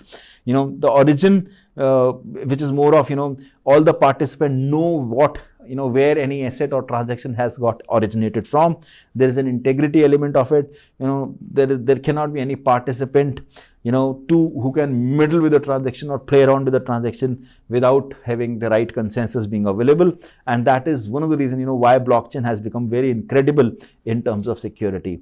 And that is as I said, since you always have many people deciding and having consensus on and you cannot do things on your own way, it is really making it very much secured. And this is one of the reasons you may want to mention in the exam that one of the big time reason why blockchain is to be implemented is that they are very much secured from the standpoint of protecting the database as such. Before a block of information can be added to a blockchain, it must have to own unique digital fingerprint, and that is called hash, together with the hash of a previous block. So I'm not getting technical over here, and neither you have to, because it is more in the technical terms that you really have to maybe you have to understand more technically. But from the examination standpoint, that technicality is not important. What is important is that blockchain give you the philosophy, give you the methodology, wherein one block cannot be changed without having consensus at large, and that is what it makes you hugely secured. And that is one of the reasons many of the organizations have started using blockchain in case there is a vulnerability to have a risk of something going wrong. Now what is really important is that if there is something that really comes up to you in the exam that talks on that the tips that you really needed to have if you have to deal with the blockchain as a question, always read the requirement. It goes without saying. See that what the issue is in the information system or the database system, whether it is getting hacked or in the having a potential of getting hacked or infiltrated. Think about that, and think about, whether customer is complaining that there is a record that has been changed or now it is not visible, and so on and so forth. If that is the case, and I can tell you, let's say you have a question of airline industry, or let's say you have a question of, construction industry, let's say you have a question of a regulator, let's say you have a question of cloud computing, let's say you have a question of, FMCG company, and you get to see a scenario wherein anything and everything that is happening is online, and there is a scenario wherein customer is complaining that, some of the records are not visible, not right, and so on and so forth. So effectively you're saying that, database is really vulnerable and is exposed to various kind of cybersecurity risks, and so on and so forth. One of the aspect can be blockchain. So think about, blockchain as a methodology, as a recommendatory action over there. When you get to see that, see if blockchain implementation can help in and support there. And do not forget the cost component of it, or the component that, do you have people who can really understand that. Do point out those concerns also while you're recommending, because examiner really loves that you're being more holistic in terms of even your own recommendation, and that is what examiner would expect from a strategic business leader to do always. When you do that, do not forget that you have to do that with the logical reasoning, and you're not missing on the important aspect of it. Is that clear? Yes, sir. Should we move on? Yes, sir. Moving on to the technology, project related and disruption related areas. Do not forget, my friend, we have done, almost two important areas by now, and we are switching the gears now to the technology, project and disruption related areas, just to make sure that we know how we should be dealing with these areas when it comes to hitting the exam in relation to this. We'll start off with the project, my friend. Understanding the project, is one of the prominent thing that you would see in the exam at times. He would also give you, do you have the basic understanding of the project management or not? He would also try to understand that, do you know how to prepare a project initiation document? If you see the past exams, various past exams has a question on the project initiation document, so you may get to see one too. It is important, imperative that we know what PID is all about. All right, moving on. What is the project basic requirement? Any project, my friend, that you would get into, any project for that matter, any project has to have all of these elements over there, which is like you have to have a start date. All right, sir, we get that. The duration. All right, sir. Milestone. Okay. Finish date. Get that, sir. The relationship with the other projects or the dependencies that they have. Get that, sir. Cost budgeted, what kind of cost you have budgeted for that particular project. Project leader, who is responsible for what? Project members. And when you should also have a well-defined outcome, just to make sure that you have all of this to ensure that you're able to kickstart a project, and of course bringing that and converting that to the reality. Moving on, there are project initiation document, I would say project charter that you really need to know, and I do have a mnemonic to be given to you. It's just coming on the next slide, which really talks on, which is nothing but the Go Sax Carum. I'm sure you have done that. Many of the FinTrammers would already know that. Important pieces that we're not missing on to that, and that's what this slide really says. If you get to see a question of the project, again, this is a quick revision, guys. If you get to see a question of the project, do not forget that you have to understand what is the project start date, project end date. You have to understand what kind of constraints you have, both from the resource side and the time side of it. Do not forget that. Look out for the showstoppers. Any kind of showstoppers are there. Any kind of things that are really impacting not only the project, but also the deliverables of the project, also the cost of the project, and so on and so forth. Think about that from the standpoint of organization at large, and think out as to what you should be doing in that kind of a scenario. Ascertain risks, any kind of risk that are there. Think about that, and then communicate any and every risk that are there in the project. If project is getting delayed for whatsoever reason, you should be able to highlight that. If project has a concern, you should be able to highlight that. If project is really taking into consideration the kind of delays, and of course that is somehow gonna be impacting you badly from the reputational standpoint, you should be able to highlight that, and so on and so forth. Remember, whenever you're doing the PID, the project initiation document, you have to go for Go SACS Caram. You have to go for Go SACS Caram. You have to go for Go SACS Caram. Sir, what is this mnemonic, sir?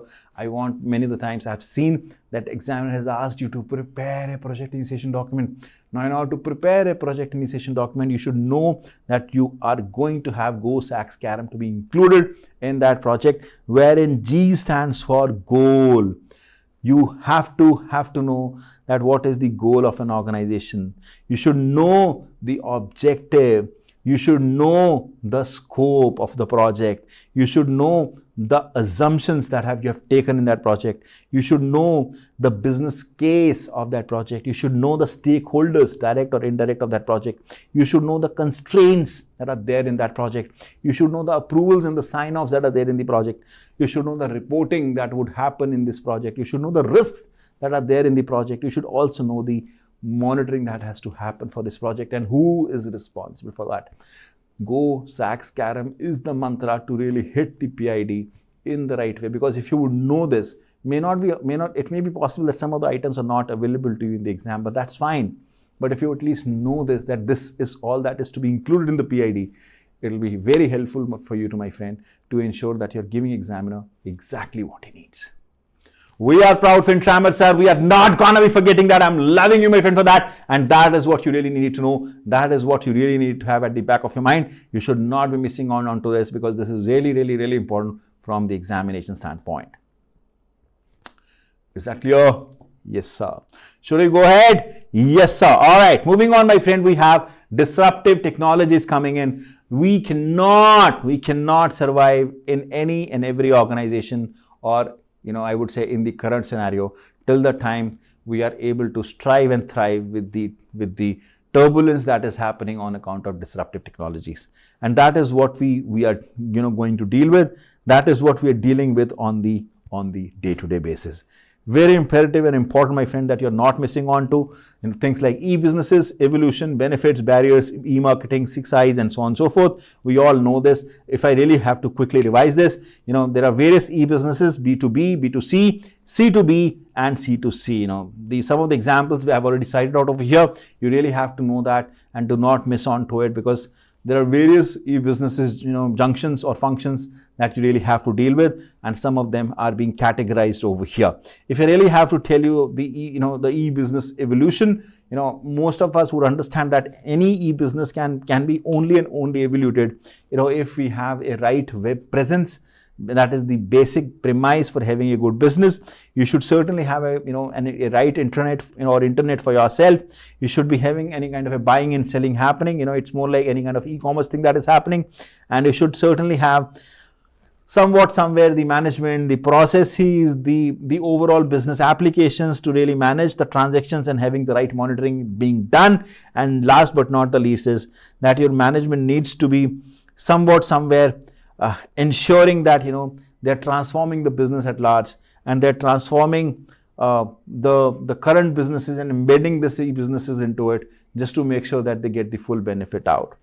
What is really important, that any e-businesses, if you really get into, and e-business is not going to be a rocket science in the exam, my friend, but because they may throw you under the bus, by giving you various e-businesses example, various e-businesses issues.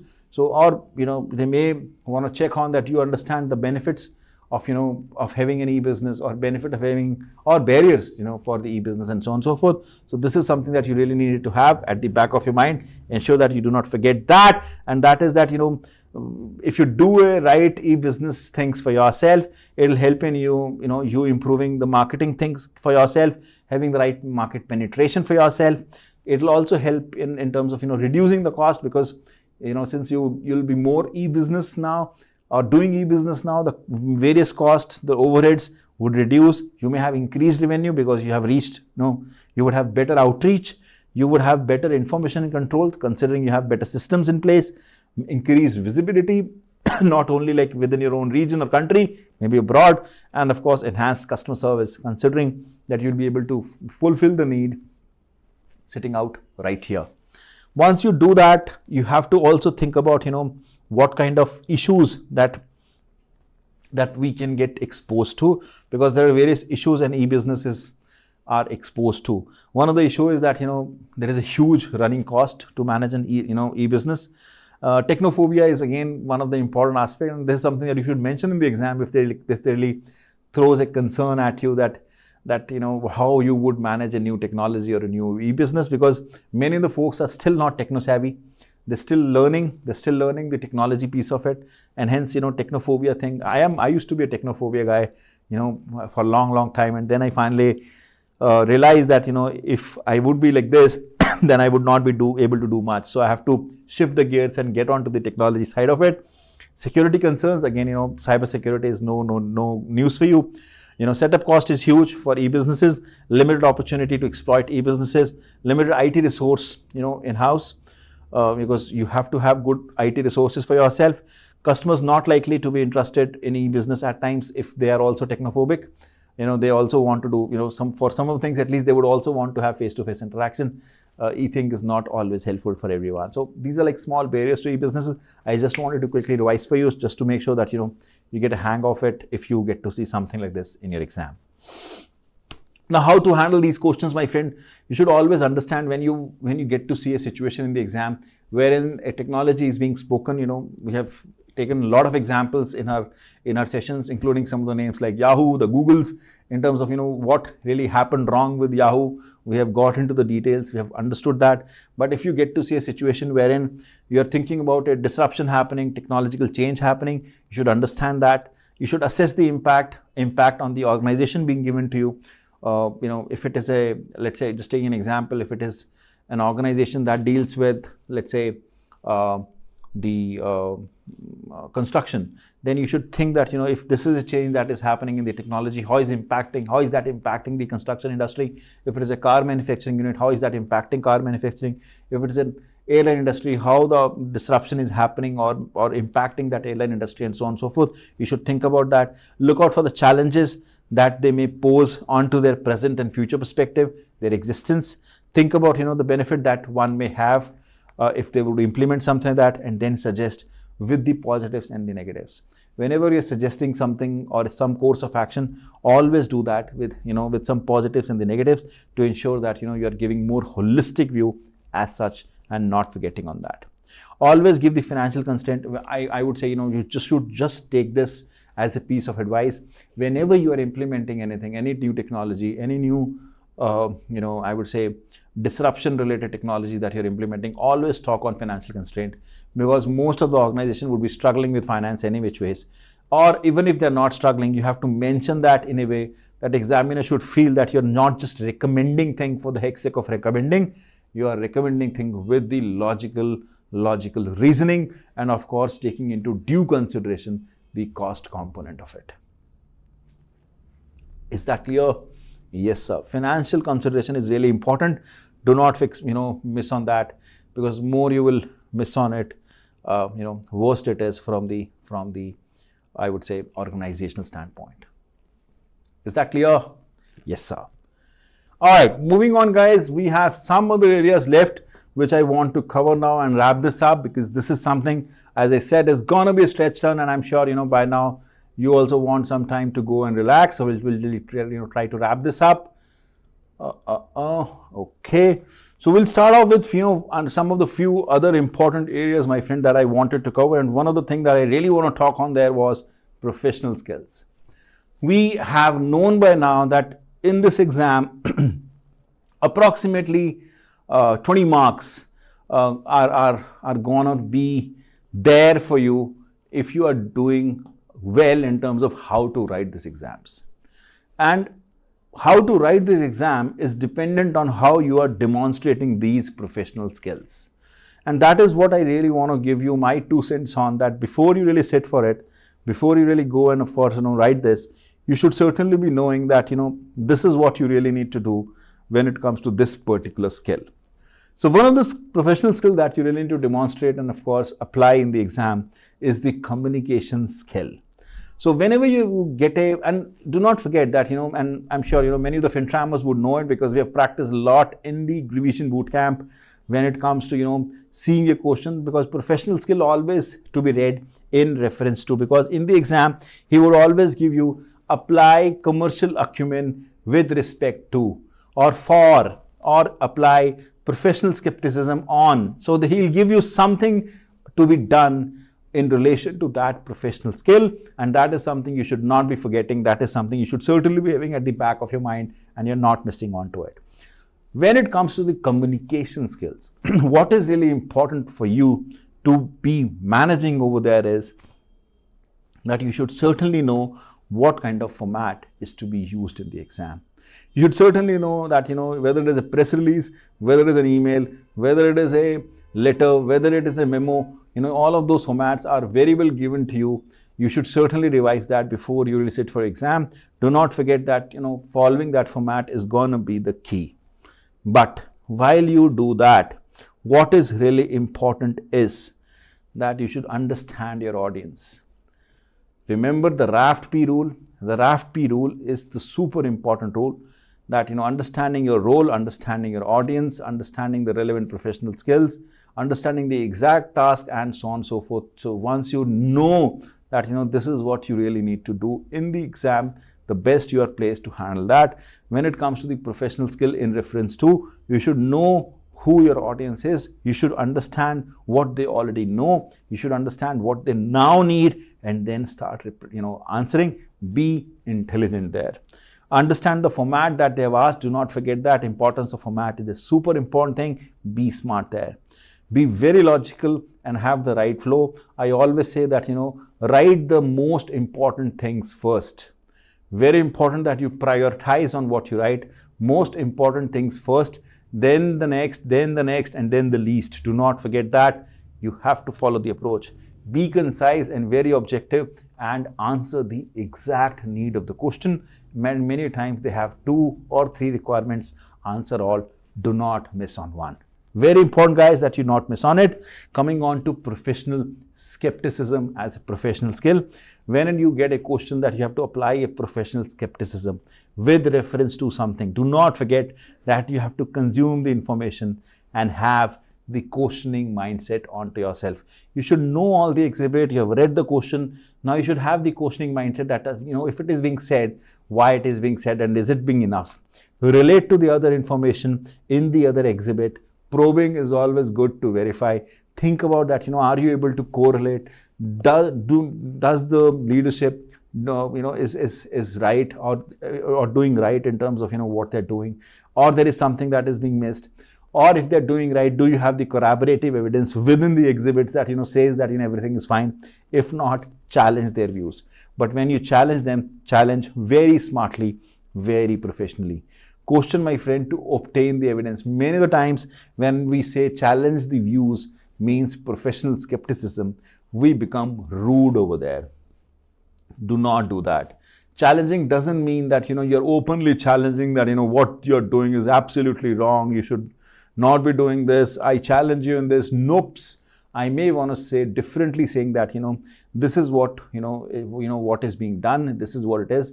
I think I may need some more information on this to really somehow comment on it, or really give you my suggestion on it, and so on and so forth. So asking more evidence, asking more information is in a way challenging, but be very smart and very crisp over there. Do not get curt. Do not get carried away that something that is happening is absolutely not right. That is not the way. That is not the right way of doing it. All right. Moving on, we have the analysis skill, my friend. Analysis skill is again very important skill you would always see in the exam, which effectively means that you have to analyze anything and everything that is given to you, including the pre-seen material, including the exhibits, including the background information, including the requirement of the questions. You have analyzed each and everything. You should be able to correlate one exhibit to the other, requirement to the exhibit, and so on and so forth, and take information from all. You should not be only referring one exhibit. Many of the times, let's say in one of the question requirement, he's asking you to do one thing, and you can straight away relate that to one of the exhibit, but they have given you that apply the analysis skill. That may mean that you have to take information from various other exhibits for the purpose of answering that, because that is what analysis skill is all about. Analyze to understand, and of course suggest basis the overall understanding and analysis of the case. Do not just mention basis one exhibit. Do not forget that. Is that clear? Yes, sir. Coming on to commercial acumen. Now, whenever you would see a commercial acumen in the question, that effectively wants you one to have a holistic understanding of the case, which any which ways you would need to have. But commercial acumen effectively says that whatsoever you are applying, let's say you are going to apply commercial acumen with reference to buying a product. So effectively you should always have at the back of your mind that whatsoever I'm doing from the commercial acumen standpoint, is that practically possible for me? Is that commercially viable for me? When I say commercially viable, it's more like cost benefit analysis. When it says practically possible, you have to think about that whatever I'm suggesting, whatever is being discussed, is it practically possible for that company in that scenario? So you have to think of those aspects, those two aspects in anything and everything that you do. Commercially viable, practically possible is something that drives the commercial acumen as a concept. You have to see through that in reference to what is being mentioned over there in the exam, that do commercial acumen in reference to this. Think about that, whatever is being mentioned, is it commercially viable? Is it practically possible? Think of how, think of that considering the holistic case.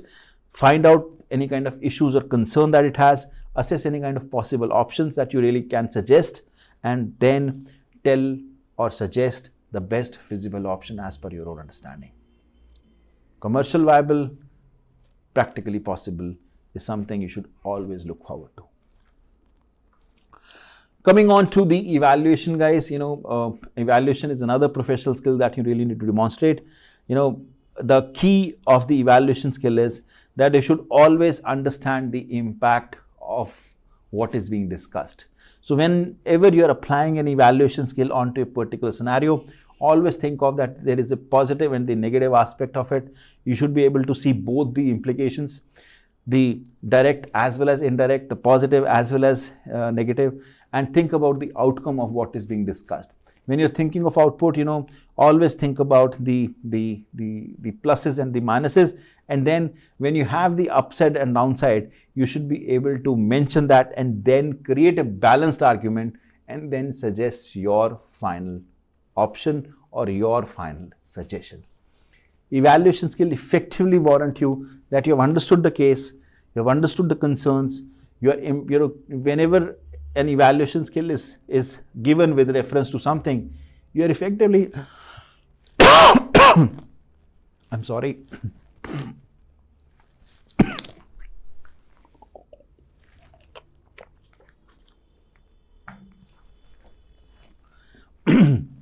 Whenever you are going to do an evaluation or apply an evaluation skill with reference to something, effectively what is warranted over there is that are you able to understand the whole case as such? Do you know what is being said has the pluses and the minuses? Do you know that it has a direct and the indirect implications? And are you able to address the plus and minuses, direct and indirect implications? Are you able to understand that and then suggest the right way of action? Is that something that you can do? Can you do a balanced argument? If yes, you have that evaluation skill and it is there with you. We have practiced a lot, my friend, on these professional skills while handling the questions in the question marathon, in the revision bootcamp. If you are having any confusion onto it, I would humbly request to go back and check out those videos. I'm sure those will be very helpful in terms of really forming an approach and reinforcing what I just spoke, what we really want to do in the exam. Is that clear? Yes, sir. Now, one thing that I really want to spend on, is that, I just want to give you my 2 cents on, how you should be spending your time in the exam. Again, this is something that you should certainly be having with you, when you would go and sit. The total exam time is now 195 minutes, or the 3 hour 15 minutes time. The ideal reading time, you have to restrict it to 30 minutes. The reason they have given you the pre-seen material is that, you have done the basic background check any which ways of the case. And you would see that, when we'll meet tomorrow and we'll review the pre-seen material for the upcoming exam, you would see that that will effectively help you in terms of getting the full idea of, what the case is all about or what the issue is all about. And, you just have to now, see through as to what exam really gives you from the background standpoint and from the exhibit standpoint, and then start answering the questions. So effectively, a lot of your reading time has already gone into pre-seen material. 30 minutes is something that you should be restricting yourself to. The balanced, let's say 165 minutes is for 80 marks.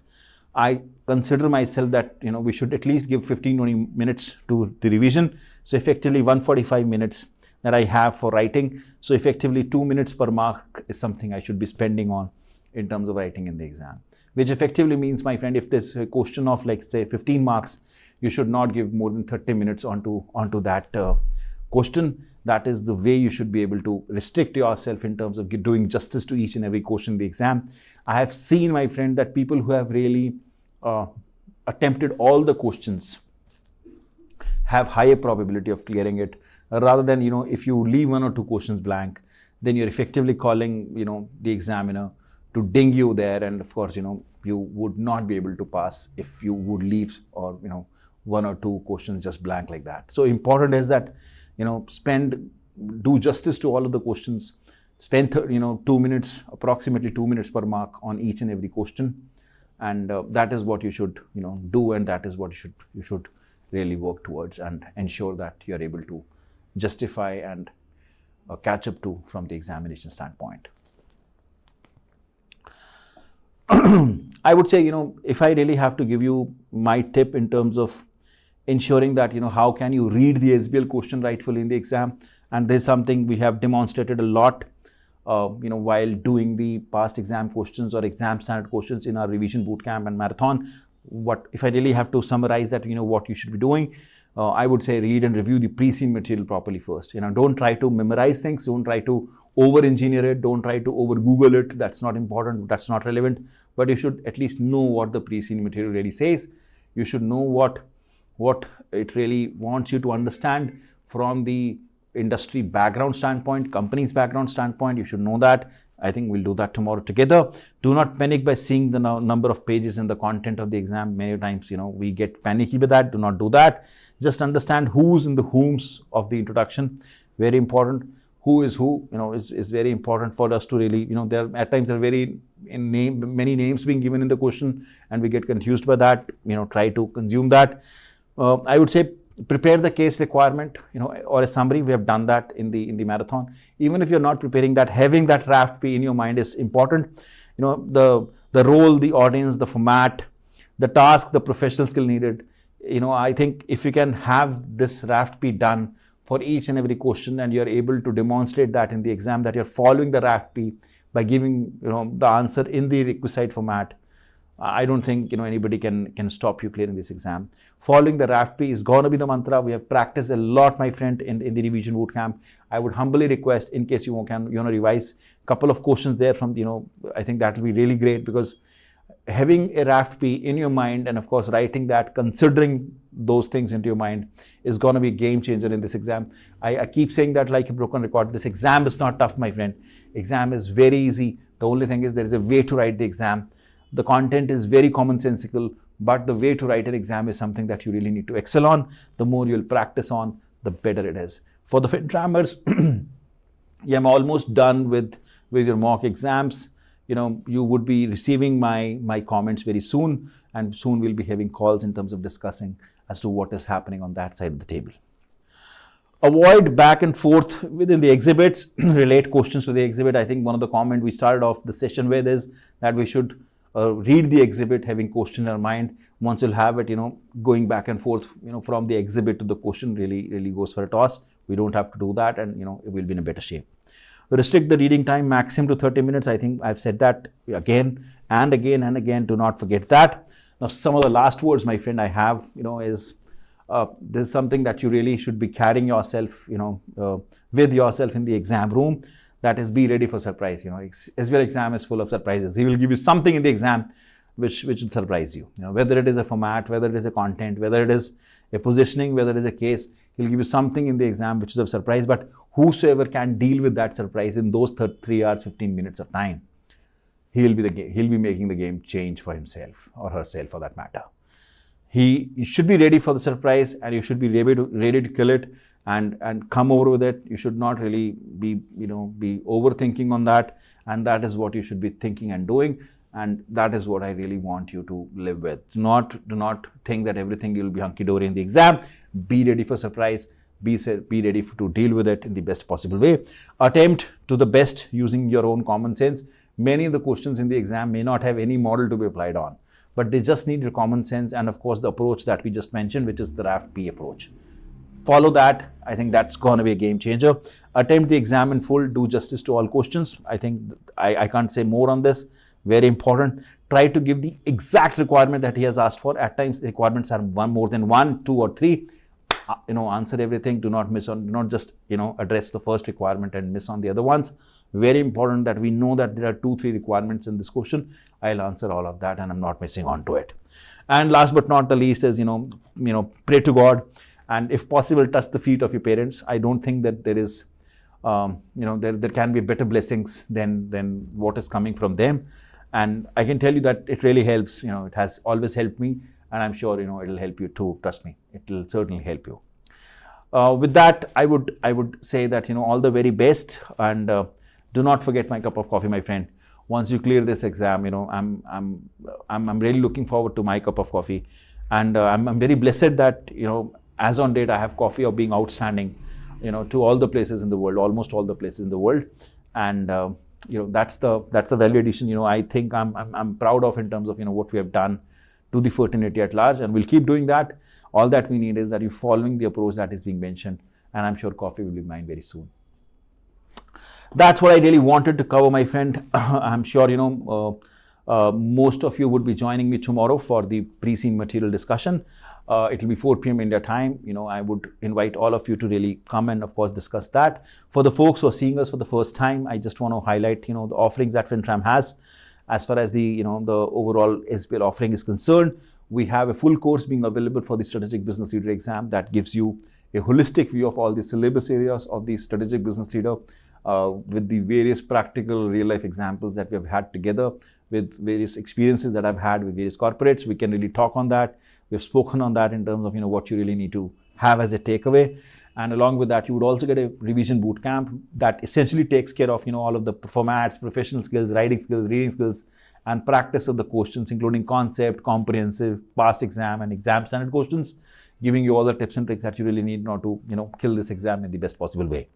So that is one that is available for the folks who have already given the exam but were not able to clear it for whatsoever reason.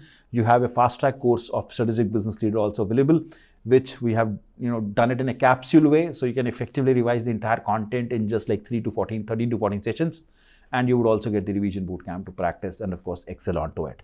This is very helpful for the folks who have not been able to clear SBL for like a couple of attempts.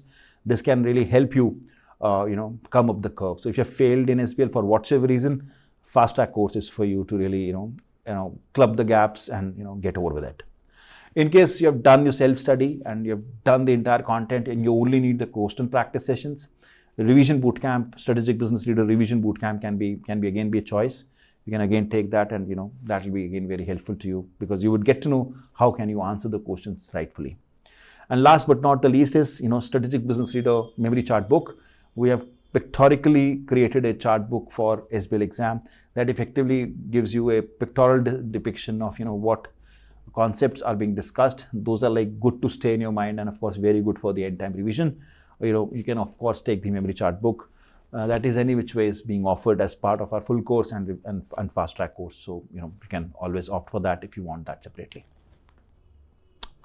With that, guys, we have reached onto the stage where if there is any question, I can take it up. You can just put that onto the chat box. I'll be happy to pick that up. If there is anything I can help you out, I'll be more than happy to do that before I really wrap up.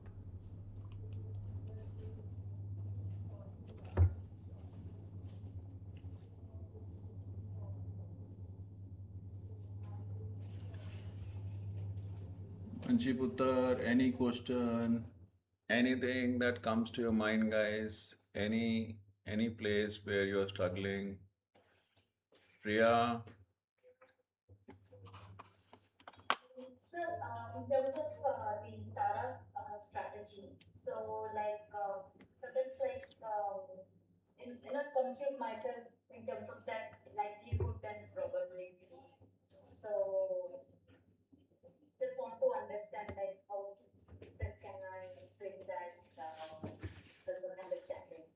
बेटा वो depend करेगा ना कि question क्या बोलता है। Generally जब risk का क्वेश्चन आता है ना बेटा एग्जाम में, तो वो ना आपको टाइप ऑफ रिस्क देगा, आपको बोलेगा उसका इम्पैक्ट क्या है और उसका मिटिगेटिंग फैक्टर क्या है। अब प्रोबेबिलिटी ऑफ रिस्क जो है वो क्वेश्चन के कॉन्टेक्स्ट से ही समझना पड़ेगा, और प्रोबेबिलिटी किसी की भी सेम नहीं होती है। एग्जाम्पल के तौर पे लेट से मैं बोलता हूँ बेटा कि हम एक शॉपिंग मॉल बना रहे हैं। अब शॉपिंग मॉल में चोरी ना हो जाए, इसकी प्रोबेबिलिटी मंशी में बोल सकती है कि 50% है, धनुश्री बोल सकती है 30% है, अभिषेक बोल सकता है 80%। बट हमें ओवरऑल फैक्टर्स देखने पड़ेंगे, सरकमस्टेंशियल फैक्टर्स जो हैं, जैसे कि वो मॉल किस एरिया में है, किस कंट्री में है, किस स्टेट में है, वहाँ के लोग कितने लॉयल हैं या कितने इंटेग्रिटी वाले हैं, हमारे सिस्टम्स अच्छे हैं या नहीं। रिमेंबर वो मॉल के बाहर निकलो तो वो एक थेफ्ट के लिए एंटी थेफ्ट सिस्टम लगा होता है, जिससे बाहर अगर आप निकल के जाओ तो अगर आपने कोई ऐसी चीज़ उठाई है जिसमें उनका टोकन लगा हुआ है तो सायरन बजना शुरू कर देता है। तो वो एंटी थेफ्ट सिस्टम आपके हैं या नहीं। तो वो सारे सर्कमस्टेंशियल फैक्टर्स को कंसिडर करके आप बोलोगे बेटा प्रोबेबिलिटी ऑफ रिस्क क्या है। That may be X for you, Y for Manshi, Z for Dhanushree, which is fine. But आप जो भी लिखोगे आप उसको जस्टिफाई करोगे लिख के कि मैं ऐसा क्यों कह रहा हूं कि ऐसा रिस्क है या इतना रिस्क है। तो कोई गलत या सही आंसर नहीं होगा Priya. Basis basis the circumstantial factors जो भी मुझे ठीक लगेगा वो आंसर होगा बेटे। Do you get that Priya? Yeah, yes, sir, yes, sir. Thank you. Any other question, anyone? Abhishek बड़ी देर से चुप है, ऐसे कैसे यार? ऐसे चुप रह के नहीं चलेगा काम।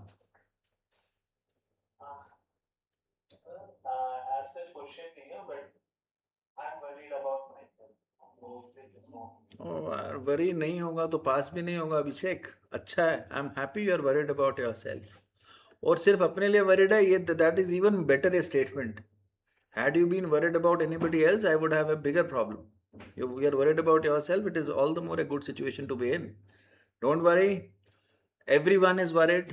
कोई बता रहा है, कोई नहीं बता रहा है, हर बच्चा अपने में परेशान है बेचारा इस समय कि क्या होने वाला है। बट कोई नहीं ना बेटा, हम अपना 100% देंगे, हम अपना 100% देते हैं। हम बहुत कुछ कर चुके हैं बेटा, बहुत कुछ करेंगे, कल भी करेंगे, और आने वाले 3-4 दिनों में भी करेंगे जब हम इनके मॉक एग्जाम करेंगे। तो मरे बिना तो नहीं मरेंगे बेटा। Will die, will not die before will die. So अपना बेस्ट देंगे और जय माता दी। बस इसके बाद कुछ सोचना ही नहीं है हमने। घबराने से अगर बेटा कोई भी फायदा होता ना अभिषेक, तो मैं कहता और घबरा बेटा। But you know I always say, वो हम एसबीएल में भी बोलते हैं ना, manage the manageables, control the controllables. क्या कंट्रोलेबल है? मेहनत करना कंट्रोलेबल है। Let's do that and let the destiny decide Abhishek Kumar becomes Abhishek Kumar ACC.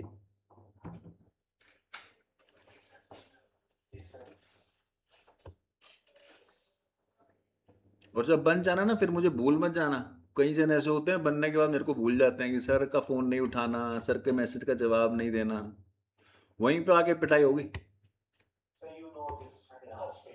हाँ, तो पास होने के बाद भूला ना मेरे को तो वहीं आके पिटाई होगी बेटे। हाँ, मंची तुम्हें भी कह रहा हूँ मैं, कहीं तुम हंस के बस टाल दो। हाँ हाँ, बचने नहीं वाली हो तुम। हम्म, घबराना नहीं है बेटा। कोई देखो बेटा, कोई इंजेक्शन नहीं है मेरे पास जो अभिषेक मैं तेरे को लगा दूं बेटा। मेरे पास जो है, मैं जैसे दे सकता हूँ मैं वैसा दे रहा हूँ, और हम वही करेंगे और भगवान का नाम लेंगे जाने से पहले। बस कि हमें उस दिन सद्बुद्धि देना, उस दिन हमें हिम्मत देना, और उस दिन हमारा ख्याल रखना कि हमसे जाने जाने कोई गलती ना हो। बस और तो क्या ही है। बाकी हम मेहनत कर रहे हैं, और ऐसी बात नहीं, मेहनत करेंगे तो रंग लाती है बेटा, ऐसी बात नहीं है। मंशी, एनी क्वेश्चन बेटा फॉर मी? सर वो जो ब्लॉकचेन वाला आपने टेक्निकल आर्टिकल हम्म। हम्म। तो ये जो ब्लॉकचेन है ये सिर्फ ऐसे बिगर सेट्स ऑफ डेटा और जहाँ पे कॉम्प्लेक्स डेटा वो वहाँ ही कर सकते हैं या मुझे लगता नहीं बेटा, मेरे को लगता नहीं यहाँ लग सकता है। Exactly, my honestly question. मेरे को देखो बेटा, मैं प्रिडिक्ट नहीं कर सकता, मैं ये नहीं कह सकता कि वो ऐसी कोई सिचुएशन बना के ले आए और लगा दे, but probability of having a blockchain question in the kind of scenario we are in, मुझे लगता ही नहीं मंशी, कहाँ दूर दूर तक कोई लेना देना नहीं है उसका।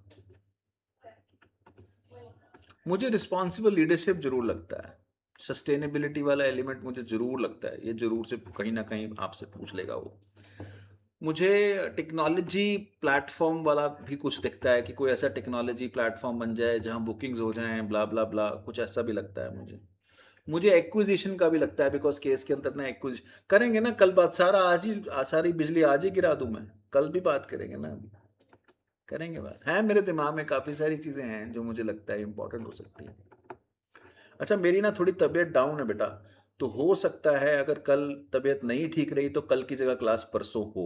मैं अभी मैं ये नहीं कह रहा हूँ कि मैं परसों शिफ्ट कर रहा हूँ, I want to close this tomorrow, but worst case अगर नहीं हुआ सिचुएशन ठीक, तो I might do it on Monday. I am just pre informing you, but I will confirm tomorrow afternoon in terms of what the situation is.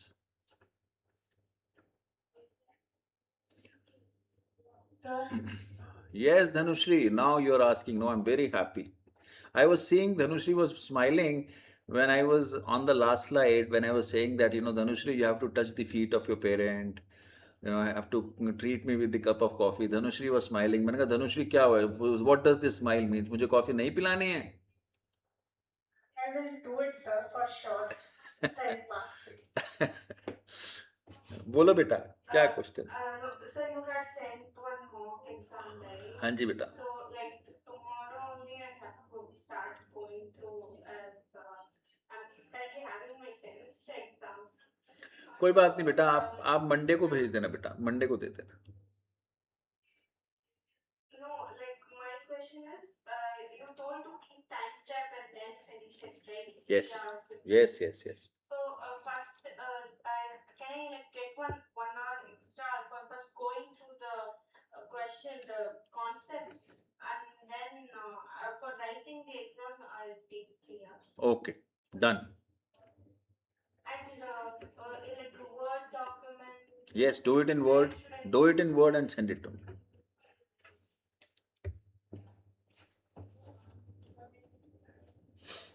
कोई और सवाल किसी का? कोई और कंफ्यूजन? अभिषेक?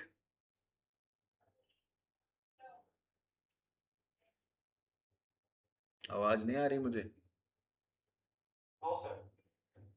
प्रिया? प्रिया तुम मुझे नजर ही नहीं आ रही हो। Yeah, there's okay, any question बेटा? nothing. मनशी पुत्र? ऑलराइट, अगर कुछ नहीं है बेटा तो फिर हाँ यार, ये गलत बात है अभिषेक, यार ये गलत बात है। जोर की बोलो अभिषेक, जोर की बोलना, धीरे नहीं बोलना। सर मुझे एक आंसर चेक करवाना है अपना, मुझे उस प्रॉब्लम में लगती है वो आएगा, तो मैंने एक आंसर बना रखा है, वो सब किसने अप्लाई किया, तो आपसे चेक करवाना है। कोई बात नहीं बेटा, कर लेंगे। मैं बेटा अभी ना अपने जो मुझे चीज़ें करानी है ना, मैं उससे भटकना नहीं चाह रहा। सबसे पहले ना मैं वो चीज़ें कराना चाह रहा हूँ। हमें मिलेंगे 2-3 दिन, हम कर लेंगे वो चीज़। अभी हमारा जो मेन टारगेट होना चाहिए ना बेटा, वो इसको ख़त्म करते हैं, प्री सीन को ख़त्म करते हैं, जो मैंने मॉक दिया उसको ख़त्म करते हैं, 1-2 मैं मॉक और दूंगा उसको ख़त्म करते हैं। फिर आप जो 1-2 चीज़ें हो मुझे बुला लाना बेटा, एक दिन हम कॉल कर लेंगे, विल रैप दैट अप। आप टेंशन मत लो बेटा, आप एग्जाम रूम में अपने डाउट्स के साथ नहीं जाओगे अभिषेक कुमार जी, ये मेरा प्रॉमिस है। बट अभी ना बेटा डीरेल नहीं करते इस प्रोसेस को, अभी मैं चाहता हूं तो आप इस पे कंसंट्रेट करो बेटा। हाँ, बाकी हम उसको भी निपटा लेंगे, ऐसी कोई बात नहीं। अभी मैं छोड़ने नहीं वाला हूँ, मैं अगला अगला हफ्ता पूरा तुम्हारा मेरे साथ कोई ना कोई डेट रहेगा किसी ना किसी दिन, तो तुम बचने नहीं वाले हो कोई भी, right? You block your calendar for next week. I might do any session any point in time, जब मुझे लगेगा मेरे दिमाग में कुछ है ना, मैं सबको बुला लूंगा फटाफट, आ जाओ भाई चलो बातें करेंगे बहुत सारी। तो बचने नहीं वाले हो मेरे हाथ से। Priya, block your calendar, my friend. All of you have a date with me, in next week, and many dates with me in next week. बात समझ में आती है? Yes, sir. मंशी पुत्र, मंशी लॉयर है ना, मुझे थोड़ा डर लगता है, लॉयर से पहले बात कर लेनी चाहिए भाई। तुम लोगों को पता है ना मंशी लॉयर है, नहीं पता है? बहुत सी केस वेस कर देती है कोई, बस बोले तो सही कोई। क्यों मंशी?